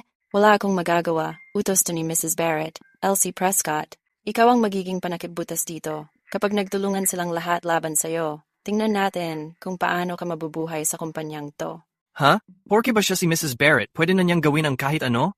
Madeline, dapat ipaglaban mo kami. Magandang umaga. Anong nangyari sa kanila? Sabi nila, simula nang dumating ka, nawala lahat ng gana nila sa trabaho. Bakit daw? Kasi, mas mabuti siguro kung hanapin mo sa sarili mo ang dahilan. Alam ko kung paano babalik ang gana ng lahat. Paalam, Mrs. Barrett. Hanggang sa muli, Mrs. Barrett. Gustong-gusto kita. Bye-bye. Binigyan mo sila ng 3 buwang bakasyon na may bayad? Oo, tungkol lang naman sa work-life balance yan. Kaya nawalan sila ng gana kasi sobrang pagod na sila. Kaya pinabakasyon ko ng matagal kay Austin. Pagbalik nila, puno na naman sila ng sigla sa trabaho. Sino ang gagawa ng lahat ng trabaho ng grupo ngayon? Wala na tayong iba kundi ikaw, di ba? Ako. Ikaw lang naman dito sa grupo ang hindi nagrereklamo na pagod na. Good luck, naniniwala ako sa'yo. Dumating ka na. Ano na naman to? Talunan. Hindi na kita kailangan. Ako na lang gagawa nito. Sa pagkakataong to, sigurado akong papatayin na talaga kita.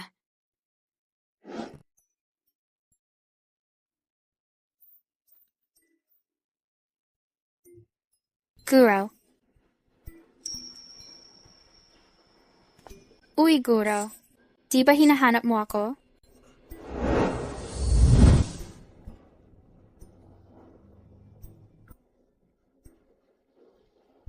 Guro, anong ginagawa mo? Ay, mahal kong alagad. Siyempre, nandito ako para makita ka. Hindi mo na nga ako kailangang tawagin ngayon. Ako na mismo ang pumunta dito. Hulaan mo kung anong dala ko para sa'yo. Ano yun? And Jade Marrow Pill. Talaga bang dinala mo ang Jade Marrow Pill para sa akin? Guro, ang bait mo talaga. Buntis ka na ngayon. Hindi ko naman pwedeng suwayin ang pangako ko, di ba? Mas mabuti pang tapusin na lang to at ibigay ang gusto ng munting bulilit na to. Simula noong hinila niya yung isang hibla ng buhok ko dati, mukhang tatawagin niya na lang ako ng tatawagin para lang maglaro. Pero bakit nasa plastic na bag ito? Kasalanan niya ng panganay kong alagad. Yung mga puting porselanang garapon para sa gamot, pinintahan niya ng magagandang babae lahat. Hindi ko tuloy magawang gamitin. Balak kong ibenta yun ng mahal. Bilang mga practitioner, bakit pa tayo magpapaka-importante sa itsura? Nasa pag-iisip yan. Salamat, Guro. Napala, Guro. Napansin ko na mula nung nabuntis ako, mas mahirap gamitin ang mga kakayahan ko. Ganun ba? Elsie, yung mga kakayahan mo, mas mahalaga na ang silbi ngayon. Ibig mong sabihin, ginagamit na ng pagbubuntis ko ang mga powers ko? Oo naman. At hindi lang isa. Pero malaki na rin naman ang nadagdag sa kabutihan ko. Hindi na ako nagkukulang sa merito ngayon. Ang galing mo talaga, Guro. Paano mo nalaman na ang pag-aasawa ay makakatulong para dumami ang merit ko? Nagpakasal lang para kumita ng kabutihan. Ginawa ko lang yon para mapaalis ka sa bundok. Pinag-imbento ko lang lahat. Kabutihan, nag-iipon ng pagpapala. Kahit sino na mag-asawa, magkakaroon ng magandang buhay. Hindi. Basta, magiging nanay ka na ngayon. Pag nanganak ka na, mas mataas pa ang kabutihan mo. Yan ang sinasabi nila tungkol sa lakas ng ina. Oo, naiintindihan ko. Sige, kung wala ka ng iba pang kailangan, aalis na ako. Paalam, Master. Elsie, nasaan ka? Susunduin kita. Nasa baba lang ako ng opisina. Bilisan mo. Hindi na nakapagtatakang malakas ang master ni Elsie. Sayang lang, para makapagtago sa kanya, masyado na akong maraming ginamit na mahika. Kaunti na lang ang natitira kong magagamit. Kahit ipagsapalaran ko pa ang buhay ko, huhulihin ko kayong mag-ina. Pagkatapos ang Barrett Group ay atin na. Para kay Sean, patay kayong lahat. Mahina na talaga siya ngayon. Akala ko handa sa malaking laban. Talaga palang pag nabuntis ang babae, nagiging inutil na. Kain lang ng kain ng candy.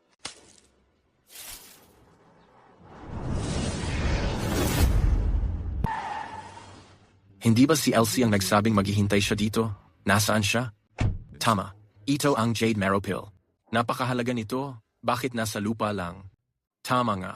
Sinabi ng master ni Elsie na kapag buntis na si Elsie, doon lang niya ibibigay ang Jade Marrow Pill. Posible kaya nasan siya? Sagutin mo ang tawag. Elsie, nasaan ka? Bakit hindi kita makita? Ay, buntis ka ba? Ay, Mr. Barrett. Sa wakas, nakuha mo rin na magiging daddy ka na. Violet, bakit nasa iyo ang telepono ni Elsie? Anong ginawa mo kay Elsie? Huwag kang mag-alala, Mr. Barrett. Kung gusto mong iligtas ang baby doll mo at ang bata, dalhin mo ang Jade Marrow Pill. Sa bahay ni Sean at hanapin mo ko. Tandaan, pumunta ka mag-isa. Elsie? Violet, nasaan si Elsie? Dinala mo ba yung gamit? Ginoong Barrett, sobrang biro mo naman. Wala ka talagang mata para sa tunay na halaga. Totoong ito ang Chalcedony Pill. Nasaan si Elsie? Pinsan, desidido ka talagang ibigay to, gamitin ang kayamanang to para iligtas siya, alam mo ba? Kapag nawala mo tong Chalcedony Pill, babalik ka ulit sa pagkapilay. Ayokong kinakaawaan ako ng isang pilay at lumpong tao. Kapag nakuha ko tong gamot na to, malay mo kung sino talaga sa atin ang magiging pilay. Basta kasama ko si Elsie, wala na akong pakialam. Sige, dahil mahal mo siya ng ganito, pirmahan mo to. Ano to? Kasunduan sa paglilipat ng shares ng Barrett Group. Sean, grabe ka namang sumobra. Oh, hindi ba mahal mo si Elsie? Sabi nila, sa mayayamang pamilya uso ang mga babaero. Gusto ko lang makita. Hanggang saan ka pupunta para sa babaeng yon? Kayamanan to ng Barrett na naipon ng ilang henerasyon. Game ka ba dito? Halata namang nag-aalangan ka. Pipirma ko. Sulit ba siya? Probinsya ng babae lang siya, sulit ba siya sa 100 bilyon? Nasaan si Elsie? Ayos, akin na ang Barrett Group. Ating dalawa yan. Huwag kang mag-alala sa detalye. Relax ka lang, maya-maya andiyan na siya. Ikaw pala. Ikaw pala? Pinsan, matagal na kitang kinakalaban. Ang pagiging tago ko palagi ang naging panalo ko. Umalis na si Ginoong Barrett.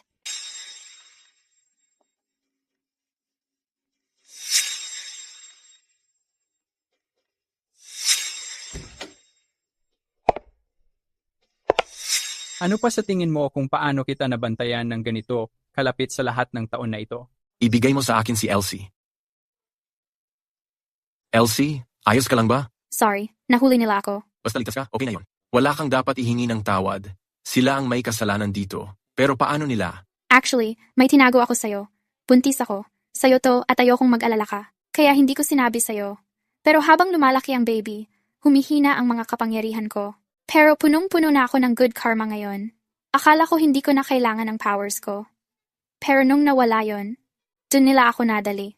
Ay, ganun pala talaga. Walang silbi ang buntis. Akala ko mahirap hulihin to. Hindi ko alam na baguhan pala siya. Ang yabang mo. Ubus na ang huli mong kapangyarihan nung nag-teleport ka. Wala ka na rin kwenta ngayon. Pangit, walang silbi, wasak ka na. Para tapusin ka ngayon, ito lang ang kailangan ko. Huwag mong subukan. Pag sinaktan mo si Elsie, sisiguraduhin kong wala kang makukuha kahit ano. Huwag kang mag-alala, pinsan. Ngayon na nakuha ko na ang Jade Essence Pill at ang Barrett Group, gusto ko talaga kayong buhayin pa ng ilang araw. Para makita nyo mismo kung gaano kakawawa ang magiging buhay ninyo. So sa kinabukasan mo, ikaw lang ba? Hindi ka ba nababahala tungkol diyan? Sana talaga nasulit ang mga pinili mo para sa hinaharap mo. Nangako si Young Master Sean sa akin. Napakakasalan niya ako kapag nagtagumpay na siya. Bakit mo sinasabi yan? Kung ano-ano na lang ang pinagsasabi mo. Ako ang pakakasalan ni Sean. Sinabi niya na alagad ka lang niya. Ginagamit ka lang bilang isang pawn. Paano siya magkaka-interes sa'yo? Isang mababang utusan lang. Ako ang babaeng lumaban sa tabi niya. Para kay Sean, ibinigay ko ang lahat. Mukhang hindi mo talaga alam kung anong klase ng tao ang pinsan kong yon. Anong sabi mo? Isang utusang nagtaksil sa amo at isang walang kwenta, pangit na halimaw na pinagsamantalahan lang. Akala mo ba? Kasama ka sa kinabukasan ni Sean? Diba sabi mo na sa atin ang kinabukasan na to? Bakit? Hindi ka naman karapat-dapat. Tunay kang ngang psychic at alam mo na agad ang katapusan nila noon pa. Ngayon lang kita nabasa. Sayang, huli na. Ganun ba? Sean, ibinuwis ko ang lahat para sa'yo. May utang ka sa akin sa saksak na to. Paano nangyari to? Ako ang panalo, malinaw. Ganyan ang nagiging resulta kapag nagtago ka lang sa anino.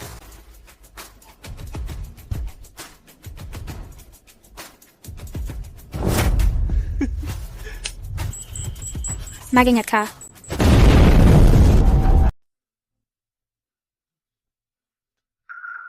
Elsie, hising ka na. Bakit ka naging ganun kahangal? Wala ka ng kapangyarihan, di ba? Bakit mo ako inako ng tama para sa akin? Hindi ba't ako dapat ang nagpoprotekta sa'yo? Master Vern, malakas ka naman. Pakiusap, tulungan mo si Elsie. Huwag kayong magpanic, nandito ako, hawak kita. Seal, ano bang nangyari talaga? Hindi mo ba alam? Akala ko alam mo ang lahat. Kaya ka nga naparito para iligtas si Elsie. Ay, oo nga pala. Nandito ako para tulungan si Elsie. Pero huwag kang mag-alala. Ayos lang si Elsie. Ayos lang siya kahit ganon kalakas yung sumabog? Oo naman. Ang may problema yung anting-anting ko. Aking premyadong pag-aari. Master Vern, ayos ka lang ba? Parang may nangyari sa anting-anting ko. Kaya pumunta ako para tingnan ito. Hindi ko inaasahan na hindi ko man lang siya makikita sa huling sandali. Ang ibig mong sabihin...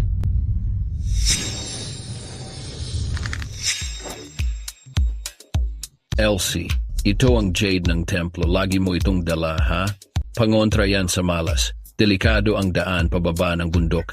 Tandaan mo, umiwas sa gulo. Huwag kang makikipagsabayan sa ibang tao. Alam ko po, Master. Pasensya na, Master Vern. Sigurado ka bang ayos lang talaga si Elsie? Grabe yung pagsabog kanina. Paano kaya walang nangyari sa kanya? Lahat ng malas niya na block ng talisman ko. Tingnan mo, pati damit niya hindi na dumihan. Hindi mo ba napapansin? Nakangiti pa siya. Tulog lang talaga siya. Honey, nagugutom na ako. Gusto ko ng chicken drumsticks. Hindi, gusto talaga ng baby kumain. Para sa kanya lang ako kumakain. Honey, grabe ang sakit ng tiyan ko. Kumapit ka lang, honey. Mawawala rin ang sakit niyan maya-maya.